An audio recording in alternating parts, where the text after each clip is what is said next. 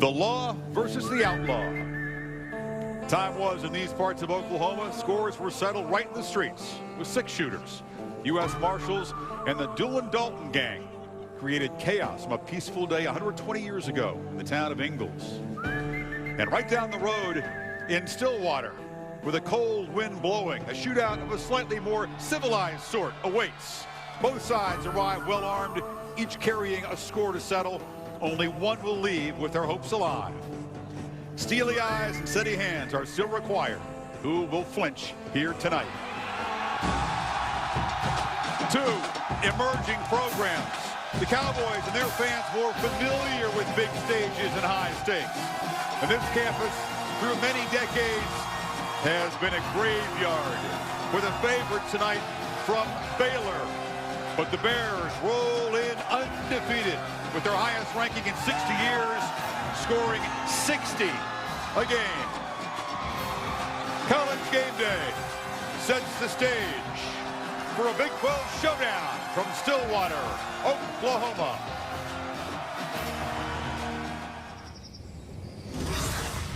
ESPN College Game Day.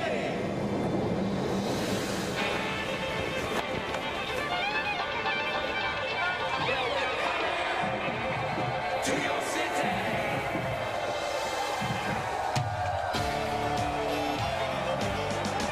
Well, we're coming to your city. Well, we straight down to the time for the go-big. We had a ball down on the back. We saw blue turf and the tomahawk chop. And the gators in the swamp. Yeah, there's a big Sioux, go game cops. They all got game. Let's go. USC and Bevo too. Aggies, Huskers, let's go. Rain 17 Thunder Razor College football Cannon Major ESPN. Tell your family and friends. I said it once, but I'll say it again. Get ready for the Rockets. We're going to work with Chris, Lee, Desmond, David, and Kurt. Buckle your pinstripe, get ready to play. It's time to kick off College Game Day. To your city. And if you want a little zing in your zang zang, if you want a little ting in your tang tang, come along, come along, come along, come along. Yeah, we're to your city.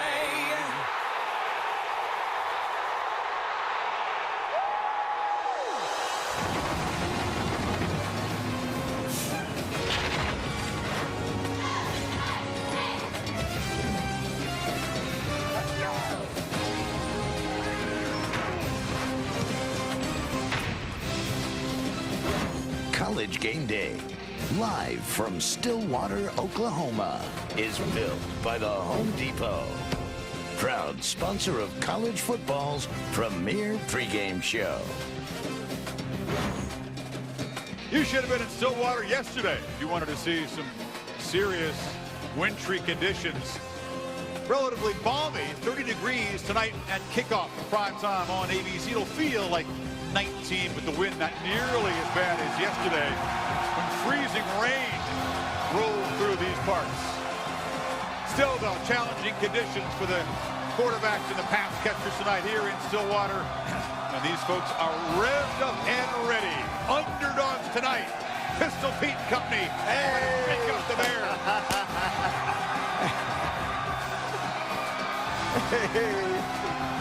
Who needs a shave? Pistol Pete. Oh, Pistol Welcome Pete. to College Game Day. I'm with Desmond Howard, Lee Corso, Kirk Street.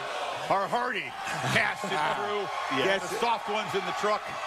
I'm Chris Fowler. This is fun. Yes. Because they're not supposed to win here.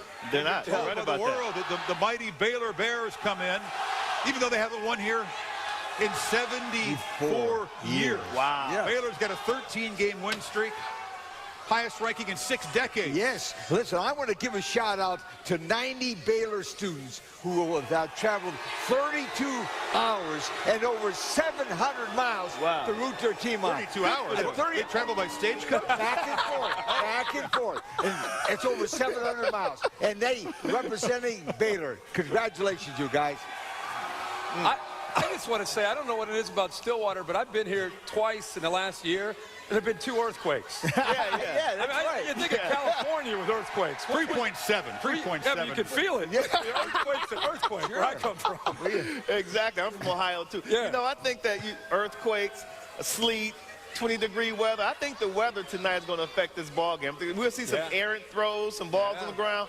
I don't know which team it benefits, though. That's the key. Yeah, Good point. Both teams run it better than you think. Bryce Petty, the highly productive Baylor quarterback, he told me, I'm not worried about that. But we'll see. Yeah, the we'll guys see. catching the passes might be impacted more. You know, really interesting day. I mean, you got tests for teams like Baylor, teams like Missouri, on the road. I think you're going to have this game here tonight, and there's lots of angles to cover here. And what's interesting about this game, not just the weather, but it's a great chance for Baylor really to show what they're about. Bryce Petty's been doing it. This offense is insane. 24 touchdowns, only 1 pick. He's been doing a great job. But Oklahoma State, remember, they lead the nation with 19 interceptions. It will be a big factor. They're going to try to get the ball back, gain possessions, get the ball to Clint Shelf, and see if they can score with the Bears. Also in prime time tonight, Missouri at Ole Miss. Hey, what do you say? James Franklin's going to start today. This kid's missed 4 consecutive starts because of a shoulder injury. I think he's going to be what they need on offense to try to take care of that guy right there, Jeff Scott, who's playing tonight too. Despite bone spurs, he might give them the shot in the arm they need, Coach. Yes, Texas A&M and LSU. The good news is the Aggies are making their first appearance in Baton Rouge in 20 years. The bad news, LSU is 31-2 in their last 5 years at home. Yeah, A&M's like the best passing combo. Johnny, football.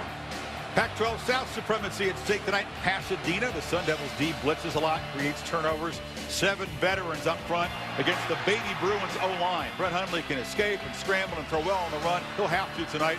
Jordan James is back, but Miles Jack, the converted linebacker, he's the story. What a buzz. What an amazing story he's become.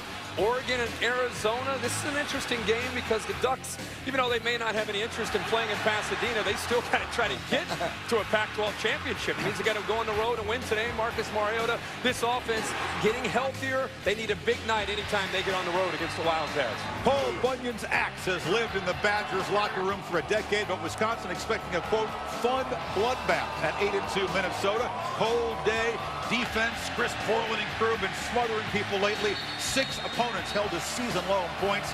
Philip Nelson has been solid in the 4-game win streak, but a challenge to keep pace with the Badgers without his best receiver. Derek Engel is out today. Following us, Big Ten country where it's cold, wintry, windy today. Michigan State and Northwestern Spartans a win away from the Legends Division. Cats seeking their first conference win. Talk of being a cursed team. Much more on that game. Other storylines today, the top 2 in the BCS, Bama and Florida State, favored by a combined 106 points. Chattanooga and Idaho will not shock the world today. And will somebody pay attention to Andre Williams, what he's doing at Boston College, the job that Steve Adazio has done in that first year, taking that program over? Guy leads the nation in rushing, and he's doing it against a lot of 8-man fronts. We will talk about Duke Again, beat Duke. Miami last week again, and the Blue Devils closing in on division title.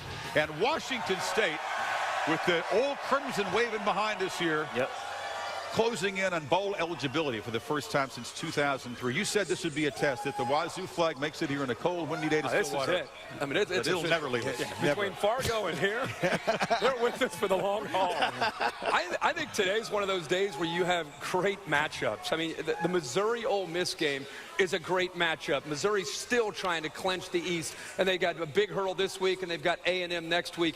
I think the Arizona State-UCLA game is an interesting game with ASU and UCLA, the winner controlling its own destiny to get to a Pac-12 championship. And Des, that LSU A&M game, when was the last time you could think of an LSU A&M game where we're expecting a shootout with these 2 quarterbacks playing the way they are? I'm really looking forward to that game in Baton Rouge. Neither team can represent the West in the SEC championship game, but they're both jockeying for a bowl position. position. So many storylines. Johnny Manziel, how is he going to play on the road, especially what's happening up there in Tallahassee with Jameis Winston. Johnny Manziel may be next in line to be the pole position guy for the Heisman. So there's so many storylines this LSU game. I can't wait for that matchup, too. And I'm excited to see the Cowboys, if they can score enough non-offensive touchdowns to upset Baylor. Now, this is amazing. They've scored 24 non-offensive touchdowns in 3 years. That is amazing. That could be the difference in the shootout tonight. Non-offensive touchdowns help when you're trying to keep pace with an offense that is breaking records for points and yards per game. Exactly. Baylor way ahead of the pace of two offenses that were led by Heisman Trophy winners long ago. We'll see if they can. This might be the ultimate test for Baylor, would you say, so far? On the road, the conditions that Des talked about. But people around the nation need to really step back and think about, they're outscoring people 61 to 17. Insane. 61 to 17 is what they've done. It's hard to wrap my mind around that. Right, exactly. That's impressive. Very impressive. So you got late season November pressure. You've got weather potentially impacting games in a wide range of different regions of the country. The Big Ten, as we said, is going to be cold and windy. Yep. Baton Rouge, where Johnny Football is going to try to be productive. What do you got? Very, very tough ticket. 40% chance of rain down there, so good chance of a warmer rain on the bayou. Right, but sloppy. Yeah, sloppy. And we'll talk about how cold and wind might impact this game here tonight. Much more coming up. We'll have the latest on the Jameis Winston situation, a report from Mark Schlabach, who's been covering the story. What's changed this week, what might happen next week or the week after. And much more, obviously, in all the big stories here. We're going to focus on Art Briles, a guy who's becoming a big name in coaching. He's really gone from tragedy to triumph. One horrific moment during his youth has helped make him the coach he is today. The events of November 22nd, 1963 still shape the nation today. The 63 Navy football team recalls playing Army in the honor of fellow Navy man JFK. And Miles Jack has made a name for himself both sides of the ball, but especially as a productive running back. Tom Rinaldi explains how he jumped into the backfield.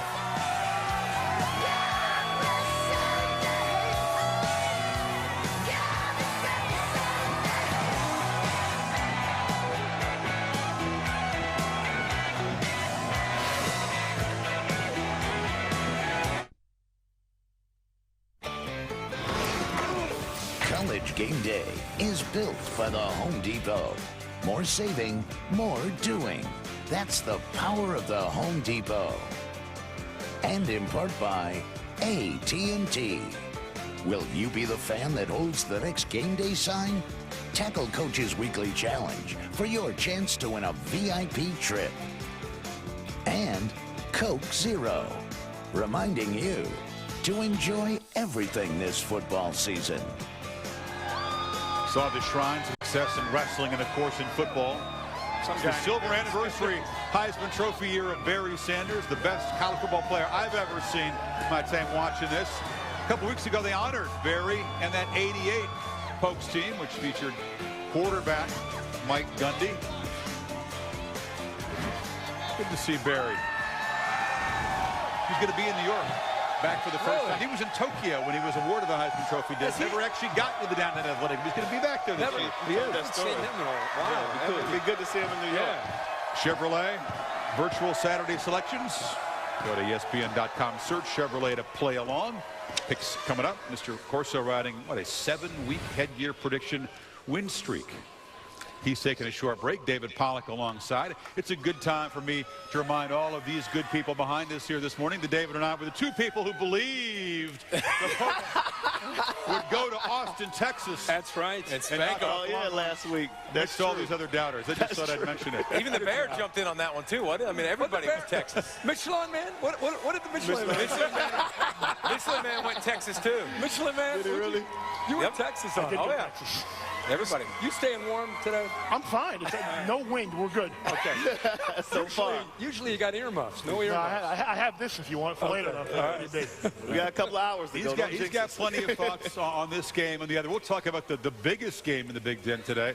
Battle for the Axe, Michigan State. But if I told you, David, when these divisions were created, and Des, Michigan, Iowa, Nebraska, Penn State would be playing on the same November Saturday, it would have nothing to do basically, with the division titles. Surprising. They're almost an afterthought, those games. I tell you that the Big Ten wasn't very good, and that's why it's struggling, because those teams need to get better. But I tell you who's not struggling. Allen Robinson, if you're not watching this young man, remember, he's got a freshman quarterback in a new system for the first time. He's got over 1,200 yards receiving, really done a great job. And I think the other side, Nebraska, they got to bring their defense. But Amir Abdullah has been sick, and he was last week against a great Michigan State defense. Well, let's go to this other one. Michigan, Devin Gardner on the road at Iowa. This offense has been struggling, especially on third down. They found a way. Give them credit. They found a way, executed there to get it into overtime, ended up winning the game. They go up against a very tenacious Iowa defense on the road. First 1 to 10 wins. Braxton and the Buckeyes can clinch the leaders division. Alert for the historic pre-Michigan letdown, but hosting defenseless Indiana. Hoosiers' last 4 opponents gained season-high yards. IU can score quickly. 7 touchdowns against the Buckeyes last year. Pass defense remains a concern for Urban.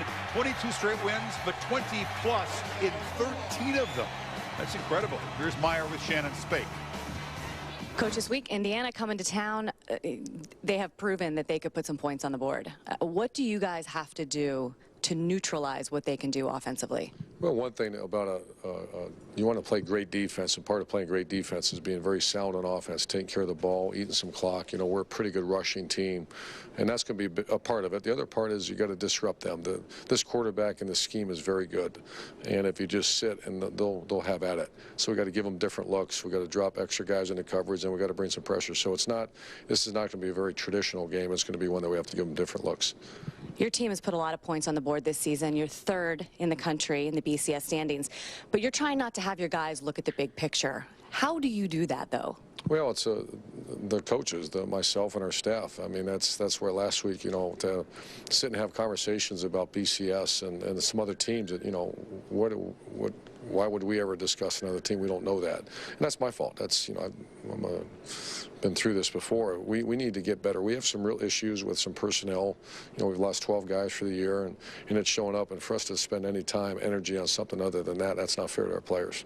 A lot on the line here this weekend, including an Ohio State victory. They would clinch the Big Ten leaders division title.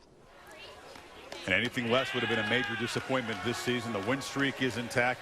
How real are the concerns on defense, not just against an Indiana team that does score quickly, give up a lot of points, but beyond, as we get to the big picture, which we'll talk about later? Is Urban Meyer part of the narrative that's against Ohio State? Because he was very honest there about some personnel issues with the Ohio State defense. And that's why, if you looked at his face as he was talking, you could tell he's concerned with his defense going up against this Indiana offense. I know that Indiana struggled last week, turned the ball over against Wisconsin, but I think they'll execute much better. I think this is a game where Ohio State has to just try to keep the game in front of them, try to squeeze them in the red zone, hope that Indiana kicks field goals.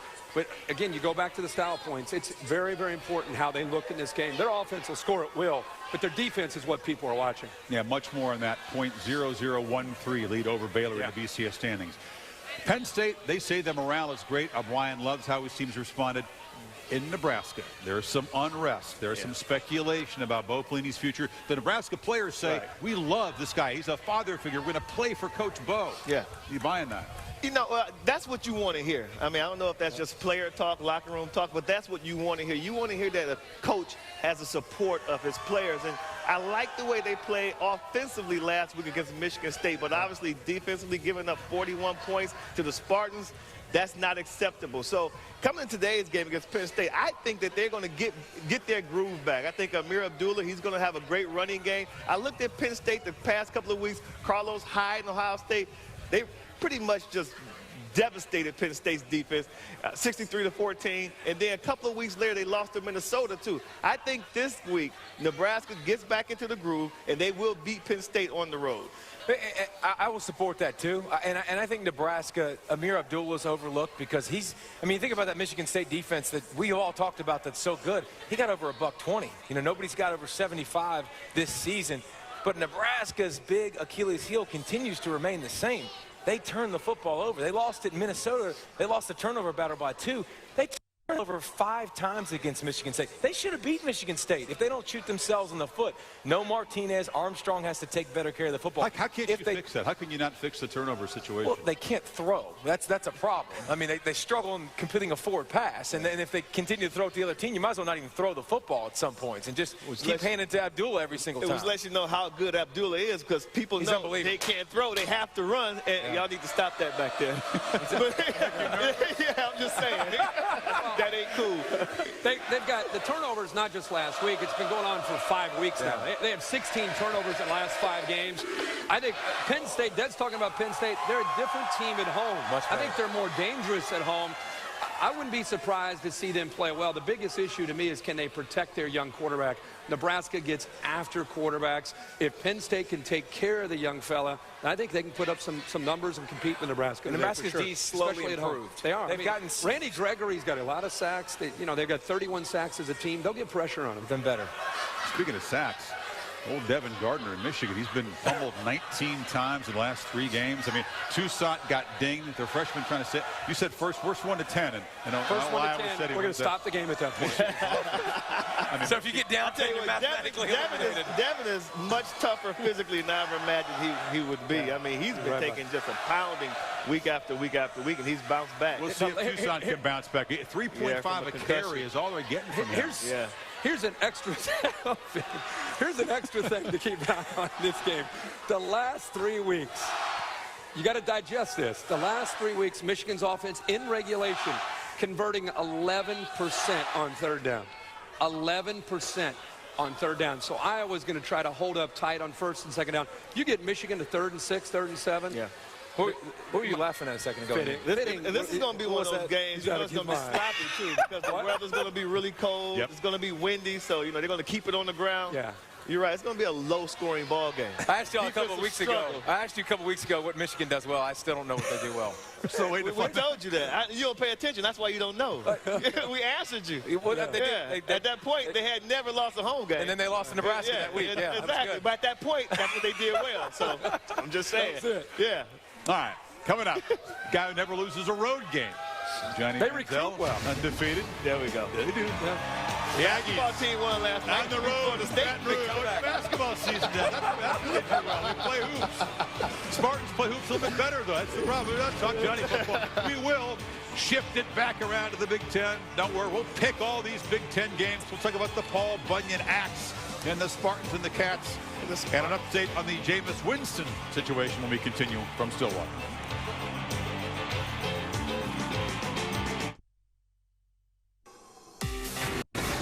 The Game Day Sign of the Week is brought to you by AT&T. Tackle the AT&T Be the Fan Challenge every week for your chance to win a trip to Game Day, and you could be on air presenting next week's winning Game Day sign. Reminder to tweet your fans signs to hashtag Game Day Signs. Stay tuned later in the show. We will reveal this week's winner and all of the colorful candidates.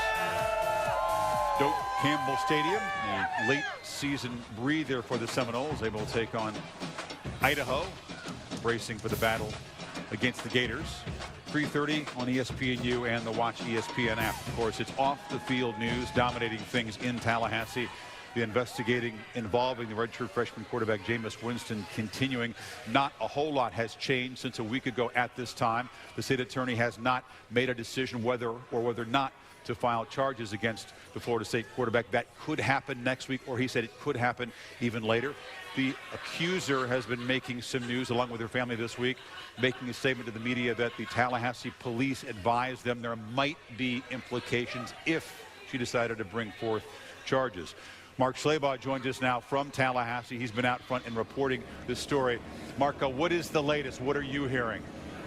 Well, Chris, Willie Meggs, the second state attorney for the Second Judicial Circuit down here, he and his staff continue to weigh the evidence in this case. Meggs told me yesterday that they're making good progress, are getting close to being able to form an opinion, and are, quote, getting ready. We know the state attorney's office interviewed the accuser on Thursday. We know they have the DNA analysis from a state crime lab that matched Winston's DNA to the DNA found in the woman's underwear on the night of the alleged incident.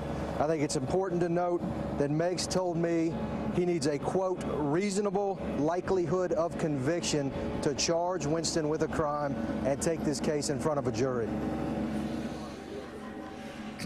Mark, last week we talked about the Florida State University policy against players representing the school if they have been charged with a felony. But then we heard there might be some fine print. What are the circumstances should Winston be charged that might allow him to stay on the field?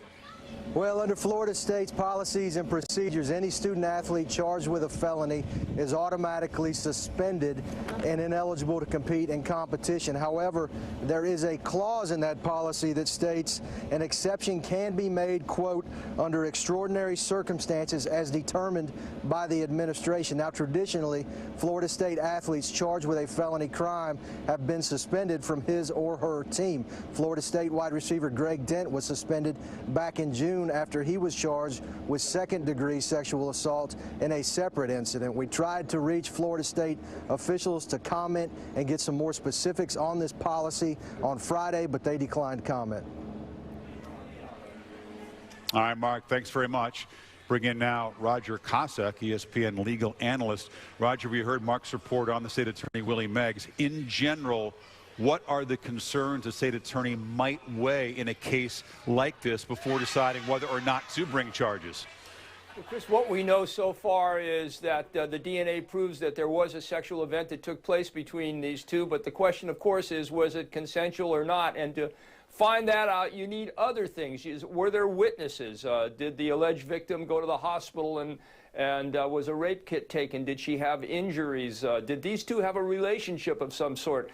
All of these kinds of things add to or subtract from the prosecution's case. And as we just talked about, the prosecutor's job is to only go to trial and only arrest someone if they think they're going to get a conviction. And if it's just he said, she said, that's usually not enough. Roger, Jameis Winston has not made a statement, we're told, to the police or to Meigs, the state attorney. What are the circumstances and what's the legal strategy behind not making any sort of statement when the instinct for some might be to try to clear their name? Well, any lawyer, any first-year law student is going to tell his client, and any lawyer worth their salt is going to tell their client not to speak to the police and not to make any statements. And the reason for that is, one, you don't have to. And second of all, whatever you say could come back to haunt you later on, and because you don't know what the police have and what other people are saying. And anything you say can be used against you in a court of law. I always said there's only two people that you should speak to if you're a possible defendant, and you tell the truth to, and that's the psychiatrist and your criminal defense lawyer. Other than that, you certainly don't speak to the police. All right, Roger, thanks very much for your expertise. All of us certainly hope that the truth, whatever it is, comes out. Yeah. Lee Corso alongside. Jimbo Fisher, the Seminoles coach, has not talked about Winston or his situation, but he certainly has had a conversation with his quarterback, although he hasn't shared what was said. From a coach's perspective, when a player hasn't been charged, but he's been accused, you bring him in, you talk to him. Take me inside a coach's head in this situation. Well, the first thing I do as a football coach, you never have a situation where you think the guy is guilty. You have a nature as a coach to treat him like your son. And what I do, I bring him in and I take him. I never had this situation happen like this, but I bring him in and I take him for a ride in my car. Yeah, I got his full attention in the car. And I'd ask him, whatever you do, tell me the truth because I want to know. And I expected him to tell me the truth because he respected me. After that conversation, I'd go back to the office and I'd put on speakerphone. I'd call his mother or his grandmother or his parents. And I tell them, now, look, you tell them exactly what you told me. And you know what? I never had a player lie to my face in 17 years as a head football coach. You never did? Never did. Maybe because you got the mom and the grandmother on the phone. Absolutely. And let me tell you one thing. You'd be surprised. They might try to deceive you, but they won't deceive their mother or their grandmother in that case. That might have something to say about the way you ran your program. I think if every coach out there could say a player never tried to deceive him or be deceptive in a situation. Yes, remember one thing. I used to tell the kids, don't do anything to embarrass yourself, the university, or me, will you? Don't do anything if you can. These, of course, are not charges. They've had that conversation. You'd have to believe that Fisher believes Winston's account. Do you treat him any differently? No. Is it business 100% as usual? Absolutely. I'd make one statement to the press, and I talked to my team once. And from then on, we did nothing but strictly football with my players and the players. Never once do I discuss it over and over and over again. All right, well, again, much more to happen on this, perhaps next week, perhaps the week after. An announcement on the decision of the state attorney what will happen next in this story. Not considered to be much of a challenge on the field. The Vandals come into Doak Campbell, ESPNU, and also the Watch ESPN app. Much more attention on the Florida State-Florida game, where the Seminoles will be big favorites rolling toward what they hope will be a BCS championship game. Much more coming up on Game Day from Stillwater after this.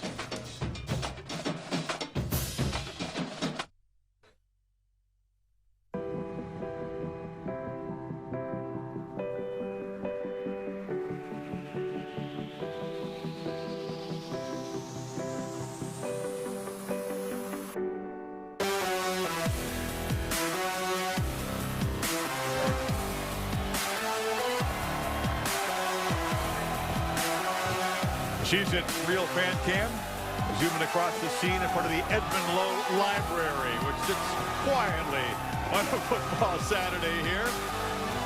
Breeze starting to kick up. This is a hardy crew, though. They're not even bothered by this weather.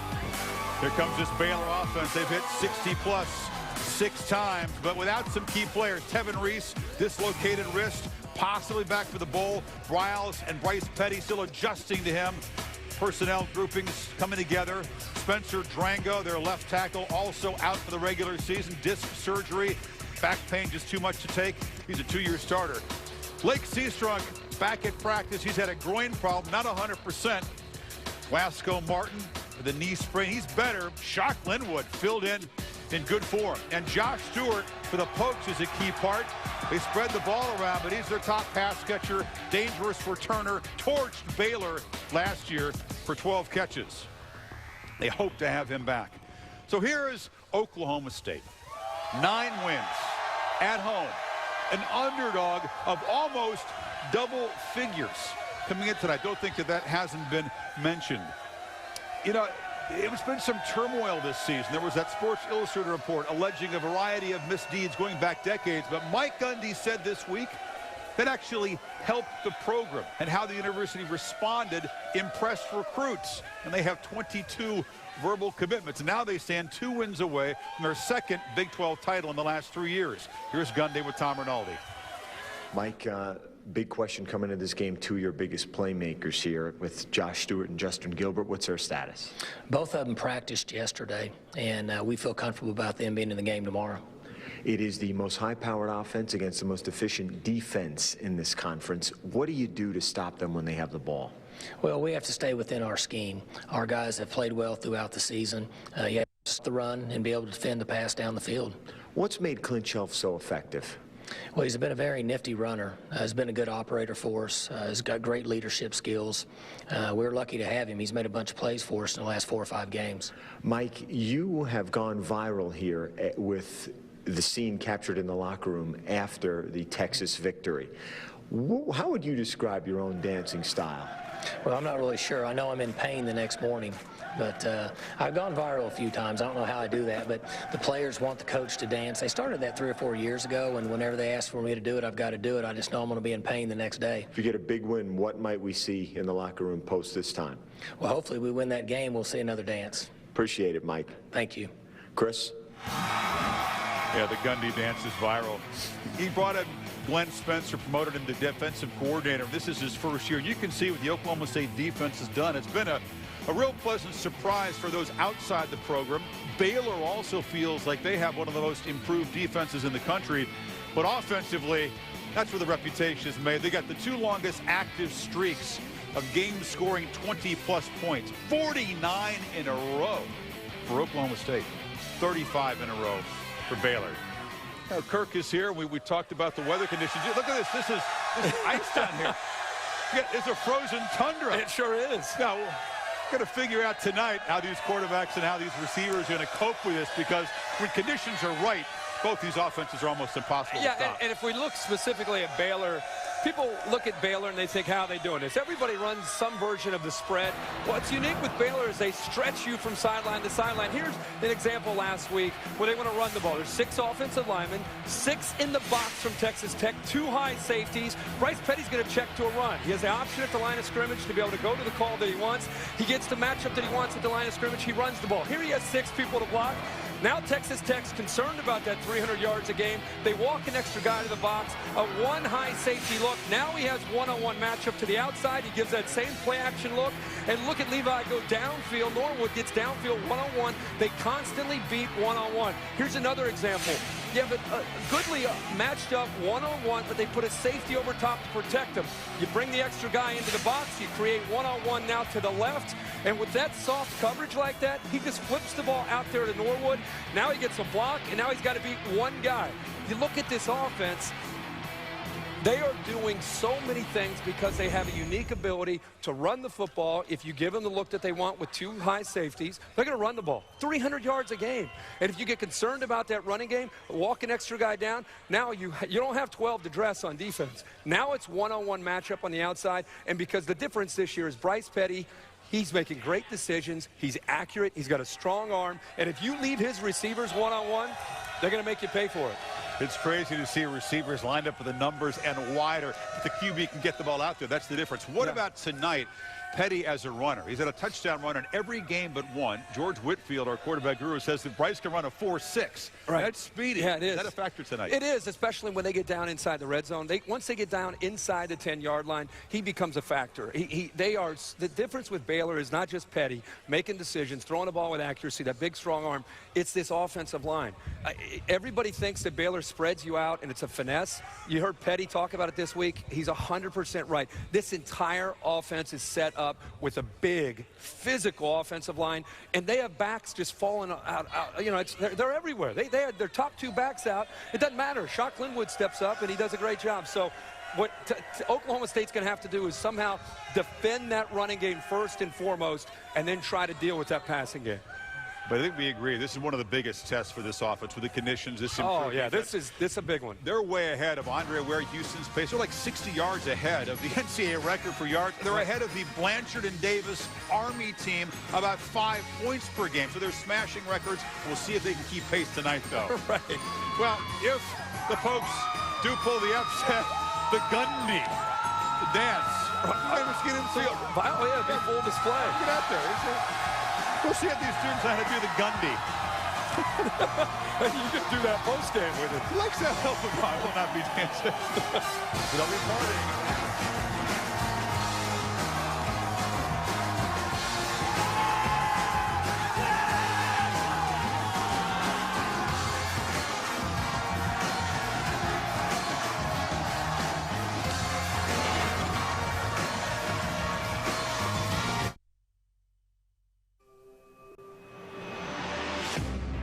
The longest-running rivalry in major college football is Minnesota and Wisconsin.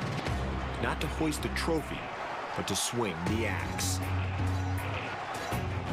The handle has the score of every game the Gophers and Badgers have played. In '97, with Ron Dane. For the win. In '03, with a last-second field goal. Paul Bunyan's axe goes to Minnesota. In '05, oh, he fumbled it. With a last-minute blocked punt. It's blocked unbelievably. Wisconsin's won the last 9. Now, will the Gophers have a score to settle? Can the Badgers keep hold of Paul Bunyan's pride? Bunyan's axe has never been bigger. Chop that. The scores paint on the side of the axe. That was predated by a half century with the Stanford Cal axe. But that handle was lost a long time ago. This axe lives in its entirety. 118 years and counting in this rivalry. 3:30 Eastern time on ESPN. And there in their home field, the Gophers can prove there's something more than just a sentimental story here, a real force in the Big Ten. Badgers trying to prove they're top tier and BCS worthy. The offensive line is vintage. We know that. Badger runners gaining an average of 4.3 yards before contact. The best among AQ teams. That's a ridiculous stat. 7.1 yards per carry for the Wisconsin backs. Are creating big plays. That's way ahead of school record pace. And a problem for Minnesota, run stopping has been a weakness there. They're going to have to dig very deep. They don't have their top receiver, Derek Engel, tore an ACL. Now, normally the phrase, getting the axe carries some ominous overtones, losing your job, or in medieval times something even worse. But for the folks at Minnesota, that would carry something very, very sweet today, getting that axe. This rivalry is special, not even just from the football side of it, from people around the city, from teachers, from classmates. Getting this axe will mean a lot to this state, not just to the football team. It's always a rivalry. It's always a heated game. This year, I think it means more. Minnesota thinks they're an elite team in the conference, or becoming that. We know we are. We're trying to win out and hopefully make it into a BCS game. We got to do our part. It's been a while since we won. To make it a true rivalry, we need to get that taken care of sooner than later. We've had it for a long time. I think we're a little spoiled by how often we see it in our locker room. And to just think about Minnesota running over to our sidelines and grabbing the axe, don't really like to think about that. Everybody's sick of hearing, Wisconsin has this winning streak on us, and we're all hungry to put it to an end. So I think you can expect that we're going to give it our best game. And compared to Minneapolis, it's tropical here today. 8 degrees. 8 single digits right now, so it's going to be frigid. Wow. It's a good day for defense. If you look at that, David, you'd say edge Badgers. Minnesota's last 3 opponents all had at least a $185 on the ground and 5 yards of carry, so they're going to have to find a way today. And in come the best rushing duo in college football. And I tell you what, Wisconsin's attack's been fun to watch this year because you wondered how the offense would evolve. And I think it's been fun because it puts you in a big bind, because Melvin Gordon, one of the best running backs in the country, and then you talk about James White, one of the best running backs in the country, and they put Melvin Gordon in that slot and they run him by. So as a linebacker, you go, oh goodness, I got to go with him. And then they don't give it to him, and they give it to James White at the middle. So this offense is going to continue to give defenses problems because both backs are great and they use them really effectively. It's been amazing to watch how they've created diversity within that offense when you know they're going to run. Yep. But the jet sweep, just enough play action to Aberderis and Jacob Pedersen, which I think will be a big key in this game. But Wisconsin, again, people need to realize they're 8-2. Their average margin of victory, 24 points. This team is dominating people. I respect the rivalry, the axe, the whole thing. But this one's going to get ugly. This is going to get ugly. Don't take it personal in this one.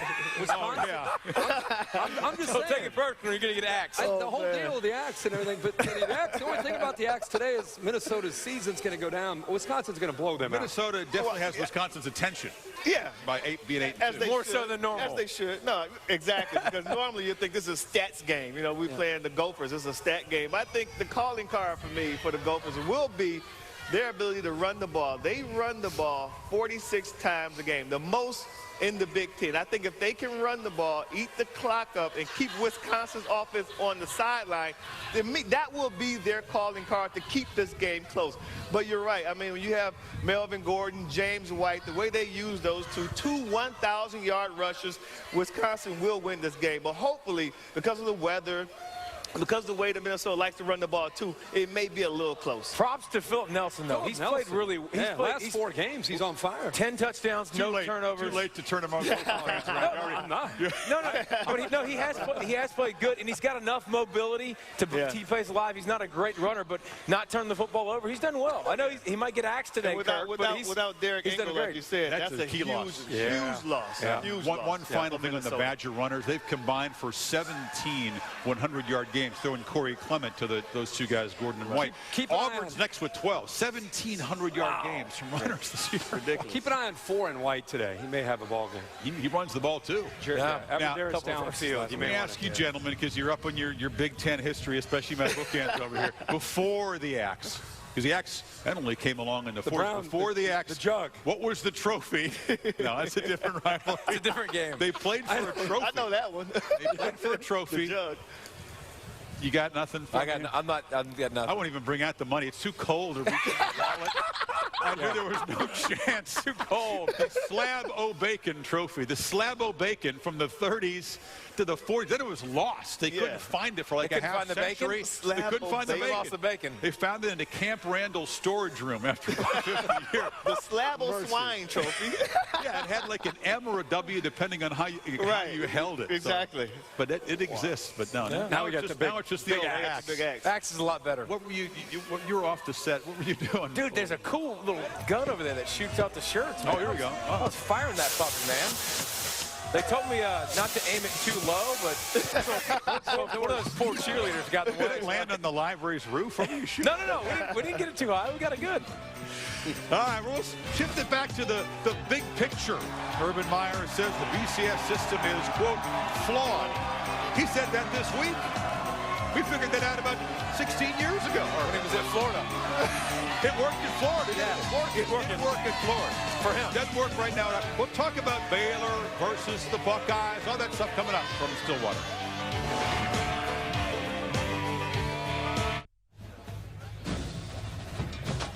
Welcome back to Stillwater, Oklahoma. The wind and the plains starting to kick up just a little bit. These folks are overheated, though, waiting for this showdown tonight in primetime on ABC. The undefeated and favored and fourth-ranked, barely, Baylor Bears rolling against Oklahoma State. The Cowboys ambushed just once this season, surprised at West Virginia. It'll feel like temperatures down in the teens with that 14-mile-per-hour wind. Temperatures in the 30s. We talked about how the weather might impact this game. Much more coming up on this game in the next 2 hours. Also some weather expected, some rain perhaps in Baton Rouge where Manziel tries to keep his perfect road record alive. The Aggies still playing for a BCS at-large bid. But the Missouri Tigers playing for more. The chance at the SEC East title 2 wins away. They are in Oxford, Mississippi tonight. And the UCLA Bruins, not just spoilers for the Sun Devils' chances in the Pac-12 South. The Bruins control their destiny. A tasty showdown in Pasadena. So much more on all of these games as we welcome back Mr. Corso, who rolls in here with a 7-game headgear win streak. Wow. After the unfortunate 2-3 start, 9-3. Some of these folks over there in green and gold with the flags, it's a good turnout. Yes. Baylor's about 350 miles to the south, right down I-35. Yep. They want to know if Baylor's going to be the 50th different school represented in the headgear pick. Is that right? They would be 50th school. This might be the most visiting fans we've had on a college game day show in years. And then remember, it's an impressive turnout. They love their Bears. They took a bus, and it took you said that. Yeah, 32 hours round trip. Round trip. They went 700 miles just to be here and represent Baylor. That's dedication. Love their team. I like that. They must have taken a detour or really obeyed the speed limit. It's only like about a 5-hour drive. I don't know. They said 32 hours. All right, we'll talk a lot about what we want to see in this game here, what you need to see in some other shootout games, including the entertainment value in Baton Rouge today. Yeah, Texas A&M versus LSU. I need to see if LSU's defense can do anything with that man right there, Mike Evans. I think he may be a leader for the Biletnikoff Award. He's a fantastic receiver, and during the season, watching LSU's secondary in big games, they've been shredded by great receivers. I want to see if they can do anything with Mike Evans today. Missouri at Ole Miss. Missouri is 4-0 in a row this season, and James Franklin is back and ready to go. His backup is Marty Mark. He's 3-1 as a starter. With a win, Gary Pinkel gets 100 wins for the Tigers. LC, Arizona State at UCLA. I need to see if Miles Jack can continue to spark this UCLA offense. The last couple of weeks, it's that physicality right there from Jack. It's taking the pressure off of Hundley. They become much more balanced. So can Miles Jack continue this run that he's been on in recent weeks? And tonight, which offense here is going to handle the frigid weather better? The Pokes' Clint Shelton's become a really effective runner. Can he make enough plays with his arm, get Josh Stewart involved? You got to keep pace with Baylor. It's tough once they get going. Can Shock Linwood, the freshman, step up again if Lake Seastrunk is still hurting? It's a tough night to play if you're not 100%. Last two games, slow starts for the Bears. They recovered. They got rolling. They destroyed people. But this is a tougher environment. They get those paddles. They whack them on the wall there. The bench is real close to the crowd. It's a tough place to start slow and then go going. What do you want to see tonight, India? Well, I tell you what, Baylor leads the nation in every offensive category. Their defense is tremendous. Oklahoma State's going to be very, very lucky to stay in this game. Really? Yeah. They're going to have to be lucky. Lucky to stay in this game. Part of their luck has been scoring non-offensive touchdowns. I don't think that's luck. They've just been able to do that. They've also played a great defensive game plan with the entire year, the way they pressure wide receivers. I can't wait to see that aspect of it. Baylor's receivers against the Oklahoma State secondary. But the other game out west, Arizona State, UCLA, another one with a lot on the table for both those teams. Yeah, I can't wait to see the secondary matchup with them, too. I think their key tonight is going to be tackling in space, obviously. You have linebacker Sean Lewis, 5'11", 225, kind of light for a linebacker, but he's very aggressive, quick, and fast. And then Justin Gilbert, you guys mentioned 9 offensive touchdowns. In his career, Gilbert has scored 8 non-offensive touchdowns. He has 6 interceptions, 2 pick sixes already. I can't wait to see the defense against Baylor's offense, especially the cornerbacks against the wideouts. And with Gilbert, he's had a shoulder that he hurt last week against Texas. They say he's okay. On Tuesday. They say he's okay, but hopefully for him, he'll be able to last the whole game. Interesting, too, in that Missouri-Ole Miss game, the decision that Gary Pinkel says was a very easy one. Matty Mock's been an effective, gutsy fill-in for James Franklin, but he's only had 50% completions in one start. Franklin was playing at a very high level before he hurt that throwing shoulder. So is he too keyed up? Yes. Is he going to be rusty? They're on the road. It could be a shootout. Interesting game. It is. It is. See which direction they end up going. Because you're right. With the way that offense was humming, the kind of the continuity that they created with Matty Mock. James Franklin, though, he's their leader. I mean, when they broke camp, they knew he would be their guy. And Gary Pinkel, 100 wins for Missouri if he wins that way. Yeah, much more on that game coming up. Like I have to tell you guys that today is the Harvard-Yale game, the 130th edition. Harvard 8-1, their favorite at the Yale Bowl. So a chance for some bonus rivalry game picks. We'll begin with Harvard and Yale. I wish you'd put that vintage hat on. You have a hat there for this game, just to pick this game at noon, the kickoff. I think that, Grantland Rice's old hat there. Yeah. Perfect for Harvard-Yale. Who wins Harvard-Yale? Well, the year that Connor Hempel's enjoyed for Harvard. How can you deny Harvard? On the road, tough atmosphere. But Connor Hempel, if you're listening, my friend, I'm pulling for you and Harvard over Yale. I'm going with you, boy. Harvard. That sounds good. Yeah, Connor Hempel. I don't know if it's true or not, but Harvard. I agree, too. Connor, what's his last name? Hempel. Yeah, Connor Hempel. Harvard. That's right. We're not going triple, not so fast.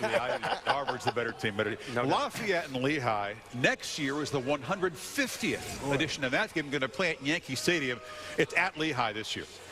It is at Lehigh. It is at Lehigh. It's a rivalry game, and you know what they say about rivalries. You always throw out the records. I'm going with Lafayette on the road over Lehigh. Not so fast. Lehigh is a great engineering school. Among other things. That's why I'm picking Lehigh. Based on the engineering school? Sure. Okay. I don't know if those kids can figure it out today, Coach. I'm going with Lafayette. Oh, man. I got Lafayette. Not so fast. You can watch that. You can have that in the bus. ESPN 3:12:30 kickoff, Lehigh and Lafayette. Awesome. Yankee Stadium next year. That'd be great. Wow. Edition number 150. Coming up at noon, Mark D'Antonio and the Spartans. He says, I don't care about the way. No top coat, no hat, and he smiled. No gloves. He's smiling. He says that Dabo Swinney told him to enjoy life, enjoy victories. His staff's been dancing, not just Mike Gunsey. Dino's dancing when they win games. Better get that snarl today. Much more coming up. Art Briles, events in 1976 defined the man. Terrific feature looking at the Baylor coach. We talked a little bit about Miles Jack, a force on both sides of the ball. Tom Rinaldi gets the answer which position Jack prefers. And with the narrowest of margins separating them in the BCS standings, we're going to debate who should be ranked higher, Ohio State or Baylor, and who's the best one-loss team if the favorites stumble down the stretch.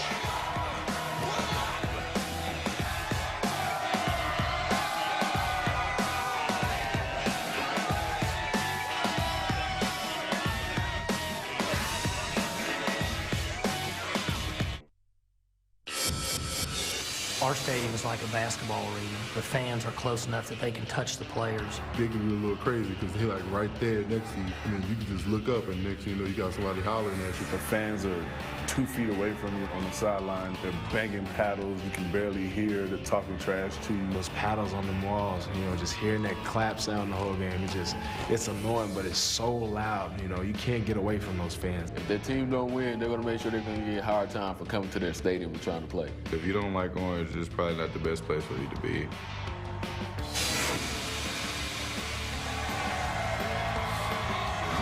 It is tough to play in this place. The fans are on top of you. In the Big 12 era, Baylor is 0-9 here. Last one here in 1939. ABC primetime presented by Windows. 8 o'clock Eastern time, 7 local kick. The Coach's Trophy presented by Dr. Pepper is on hand. Baylor needs a little bit of help, as does Urban Meyer and the Buckeyes. Meyer, of course, won a couple of those crystal balls at Florida. Doesn't like the BCS system, what it means for Ohio State this time. Baylor and Ohio State, an obvious question because .0013 points separate them in the BCS standings, and Baylor already ahead. And the Zix computers will get a boost by playing a highly ranked team by Oklahoma State, while Ohio State plays Indiana.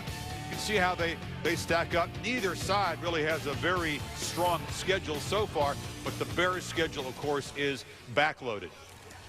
Paul Feinbaum, who is either the toughest man in Stillwater, forgetful, or the dumbest. Without well, probably the dumbest, but Des said since it's my rookie season, I have to go through it like this. That's so right. This is rookie hazing for Paul. We've been through this. I think there's not much disagreement that Alabama and Florida State, the pollsters have them up there, the computers have them up there, Paul. But right now, this number 3 debate, which is so narrow between Ohio State and Baylor, how do you see that shaking out? I like Ohio State, and certainly I think the stats would support Baylor. But I think what Ohio State has done, going through almost 2 years being undefeated, is very difficult. I think they've shown toughness. I think they've shown a lot of ability, and I think they would beat Baylor. But on last year matters to you. Does the 12-0 last year factor in? You can't dismiss it, and I'm considering that, even though I realize we're in a different year. I don't think it matters. I don't think last year has anything to do with it. And I tell you what, I think we can all agree that both these teams, they're pretty evenly matched. They both score a lot of points. I think Baylor's defense has probably proved to us more this season. For me, the deciding factor in this whole thing at the end of the season, what's one of the toughest things to do in college football? Win all your games. Win on the road, I think. Look at who Ohio State's played on the road. Their opponents they played on the road with Cal and Northwestern, they haven't won a conference game. Illinois, Northwestern, none of those guys have won a conference game, period. Cal hasn't won a conference game. 0-24 those guys are. Ohio State has not been challenged on the road. If Baylor beats Oklahoma State on the road, a top 10 team, there is no doubt in my mind this team deserves it a lot more than Ohio State. And I think the thing that you can't sit here right now and say, okay, we know for sure Baylor's definitely going to be ahead or Ohio State's going to be ahead. This is really where the Harris poll voters and the coaches have to really pay attention and watch every snap of every game. You can't just go by a score and say, oh, Ohio State blew out Illinois or Baylor. If you watch Baylor, watch them from start to finish. I really challenge the voters to really pay attention. That represents 2/3 of the BCS standings. So pay attention tonight to see how Baylor plays on the road in this environment with these weather conditions. Pay attention to Ohio State and all the way through, not just this week, but all the way through that first weekend in December, because you can't just say if this team beats this team. It's how you do it. Because we're splitting hairs here at the top. How you do it is very, very important. Well, in the last 3 weeks, both these teams have won 3 games by an average of 60 points to score. Yeah. Man, they're very close. But I think if it get into a match, I'd take Ohio State because of Carlos Hyde, the running back. Like Carlos Hyde, huh? Carlos He's a Hyde, difference maker, he might be the difference in this ball game between Baylor and That's true. Oklahoma You know, State. Coach, I think Urban Meyer right now is looking at his watch consistently because he knows it's a matter of time. Baylor will jump them if they win this game. It's a no-brainer. I think that the Buckeyes are on neutral field. I think it would be a great game, but I just think that their defense, they haven't played well enough that, to me, that I think they can stop the Baylor Bears. So I think this is a foregone conclusion. If Baylor wins tonight, they jump the Buckeyes, and they can complain all they want, but it is what it is. It's the system. Baylor would have TCU, and then the finale against Texas. Again, no conference championship game in the Big 12 this year. Let's shift the focus out of the teams that have one loss and who should be best positioned if you get some late season chaos, which has been known to happen. Auburn, of course, is the buzz team now in the SEC. The week off, they'll host Alabama in the Iron Bowl. Game day will be there. Auburn fans winless in the conference a year ago. Did they dare to dream they'd be in this position to knock off Alabama? What about Missouri, which could beat Ole Miss, beat A&M, and would play the Auburn-Alabama winner, and Oregon and Clemson? Best one-loss team. I think today, and today's the operative word because we all know what Auburn is facing next week, but I think today Auburn is the best team. Yes, they've been lucky, but Missouri wasn't lucky in losing to South Carolina, and to me that's the difference maker. I'm going with What if Missouri does win out, though? Would you put Missouri over an Oregon or a Clemson if they win out? Yes, absolutely, Chris. And I think that's a different question, is who's the best one-loss team as we sit here right now. You can make a very strong case for Oregon because of their balance, and when Mariota's healthy, what he can do, the defense. I know they laid an egg against Stanford, but in that graphic, looking at those teams, I would say Oregon's the best one-loss team, but that's a different question. If Missouri runs the table, you're talking about beating Ole Miss, A&M, going to an SEC championship, more than likely beating an Alabama. Think about winning those 3 games. Yeah. I mean, they're going to go way up if Missouri runs the table. You just mentioned, if Auburn does the same thing. They beat Alabama. They're number one. But one thing about Missouri and Auburn, SEC, I think that would give them this miss. There you go. SEC, the reputation of the conference. Well, that's been the only conference where you can suffer a loss and still get to the Thank you very much. Maybe 2. And because, There you go, exactly. and it's because of the competition week in and week out. And you talk about Missouri, Ole Miss, I mean, you think about their losses have been great teams. They're a really good football team. Yeah. The team that stomped Texas out, I mean, and then you think, so if they beat them and they beat Johnny football, and then you slay the #1 giant, I think Missouri's in a great spot. And then the ball's in their court. Just like Auburn is. Auburn is too. Yeah, exactly. That's all you got to do is win. I mean, that to me, it will be decided on the field. It's going to be settled on the field. But if Missouri wins, though. What about against an undefeated Baylor the team or that Ohio they State? lost against is just a couple of spots behind them, South Carolina. What if Missouri does all the things you say? Right. They're not going to be favored to do it. We get that. What if they do that versus an undefeated champion of the Big Ten or an undefeated Baylor team? With that I think Missouri would get there if they beat Alabama. Buckeyes? That's it. Yeah. No. If they beat, that's what it says, and they have to beat Alabama. No. Yeah, that's it. They wouldn't, or Auburn. They wouldn't get there. With SEC fatigue of the last 7 championships, I think 2/3 of the votes would go against them. I think they'd be high, and I think they would lose. I think their computer rankings would be really strong, but I think Baylor or Ohio State would. How would you not put a team that beat the #1 team in the nation 2 years in a row and not put them in? Devil's advocate, Ohio State would be undefeated for 2 years in a row. Baylor would be undefeated. I think the pollsters would look at an undefeated team. There's such traction for the tradition of Ohio State. If Ohio State's undefeated and they've won 2 years in a row undefeated, Missouri would be on the outside. I agree with you. I think the coaches poll would have a hard time not putting Urban Meyer in that game because he's won 2 undefeated seasons. But perfection is tough to do. Will have an option. And if you're in a major league, if you're in the Big Ten, I know people think about the Big Ten whenever you want, Pac-12, one of these major conferences, and you go undefeated, you should be rewarded for it, I think. Of course. Yeah. We probably could go on, but in the interest of preventing Feinbaum's pneumonia. He's over here shaking. He's over here shaking. Yeah, get Kirby's hat, man. Hey, get my man off the set. Yeah. There you go. Get a hat. There you go, buddy. This is a debate that's going to continue. We'll be at Auburn next week. We'll be talking about they'll love him there. Unfolding. We'll see what Baylor will have done here tonight.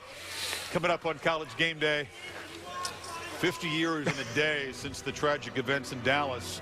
The midshipmen reveal why, when they heard JFK's assassination, they were able to honor him just 2 weeks later. I was getting ready to go to my thermodynamics class. I'll never, forget, like everybody else remembers where they were. And I'm walking out of the room, and someone said the president's been shot.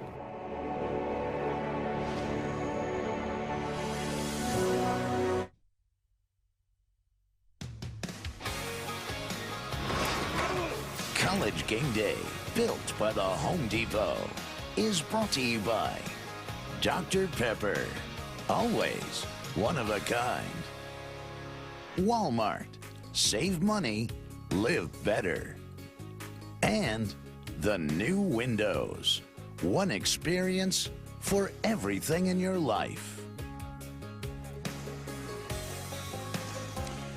Yesterday, of course, marked the 50th anniversary of one of the darkest events in American history, the assassination of John F. Kennedy. Among his many achievements, JFK was a naval officer. He was a big football fan, and the year of his assassination also coincided with one of the best years in Navy football history. For Kennedy, those backyard football games, the family compound on Hyannisport, were legendary. He and the naval football team had a mutual admiration for each other. And now the midshipmen, still all these decades later, remember what it was like to play in the honor of their fallen commander-in-chief. Here's Jeremy Schaap.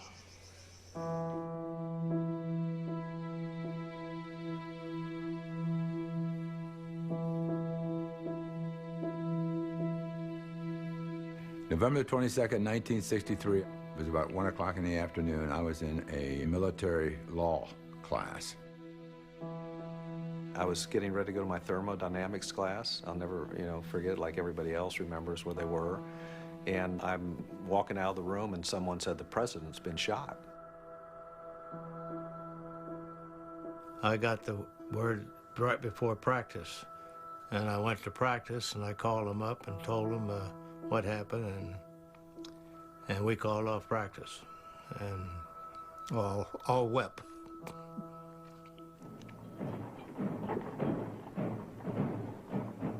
Half a century later, the memories are still vivid.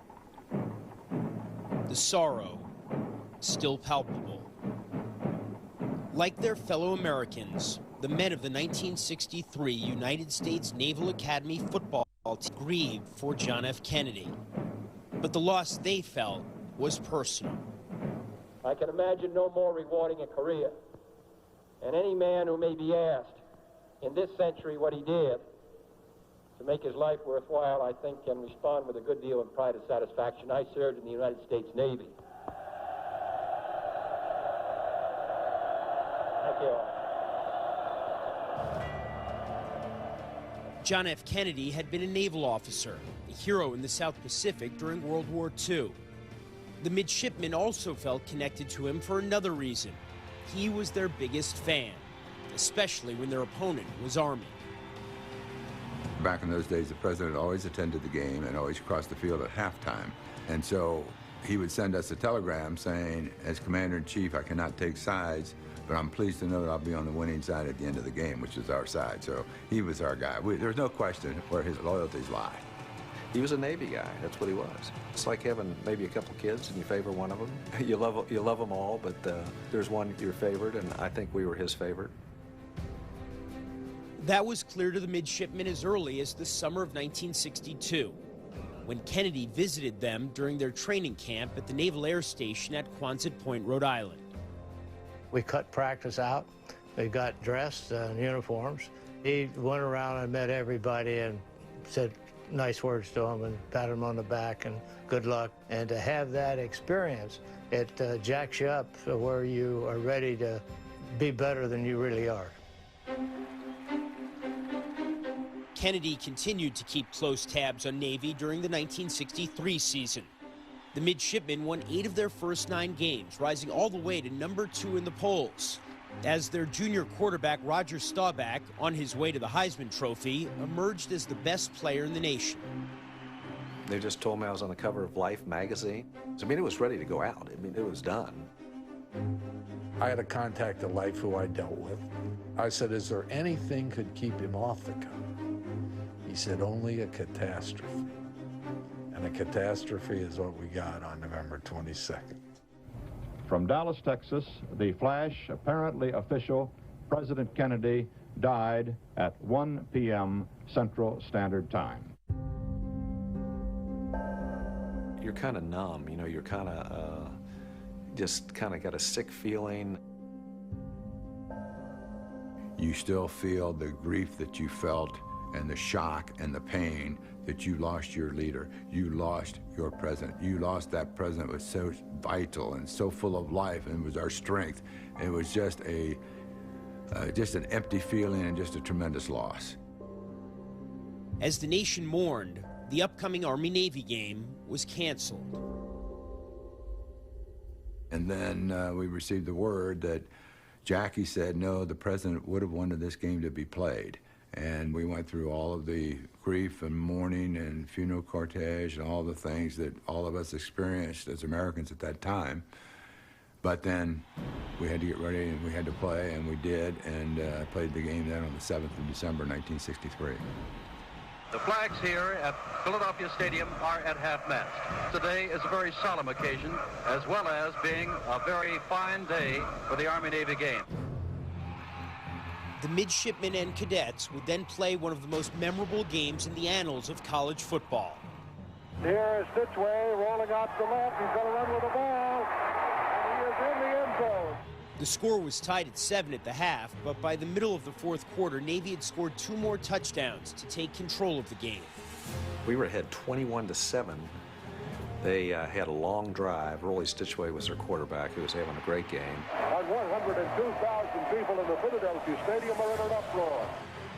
It was pandemonium in that stadium in those last 10 minutes in particular. And here's the quarterback on the bootleg off to the right. Stitchway, and he's in the end zone. It's a touchdown for the Army. He's down 21-13. Went for 2, got the 2, so it was now 21-15.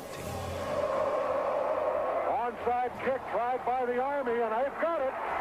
The Army's got the football. So now we had the ball, and we had a chance to have one final drive. Trailing by 6 with no timeouts and the clock about to expire, Army was on Navy's 2-yard line. Still the clock is running. 5 seconds, 4 seconds. Army wants to get this play off. 2 seconds. Can they snap it? Army couldn't get the play off.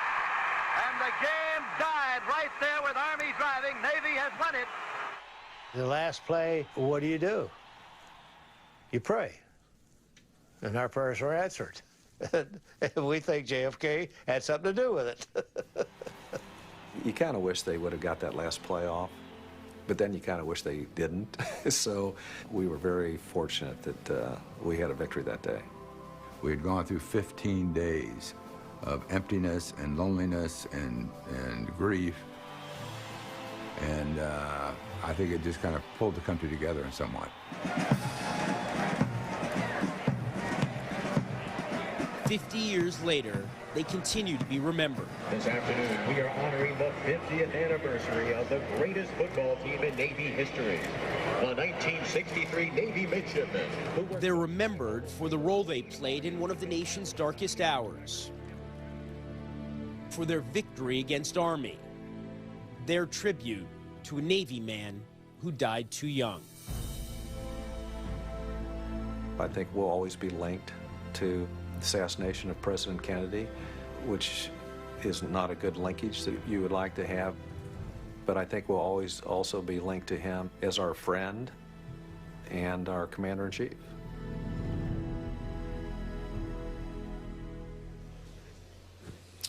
We thank Jeremy Schaap for that report, and we thank those men for sharing their memories. Navy would go on to play Texas for the national championship in the Cotton Bowl, just a few miles from Dealey Plaza. They would lose. Both their losses that season, in fact, would come in Dallas. Of course, Roger Staubach would go on to win the Heisman Trophy, win Super Bowls with the Dallas Cowboys. But Tom Lynch, who was captain of that Navy team, would go on to become an admiral and later the superintendent of the Naval Academy. And Bill Belichick would grow up around that 1963 Navy team. His father, Steve, was a longtime assistant and a scout at Navy. Much more on College Game Day after this.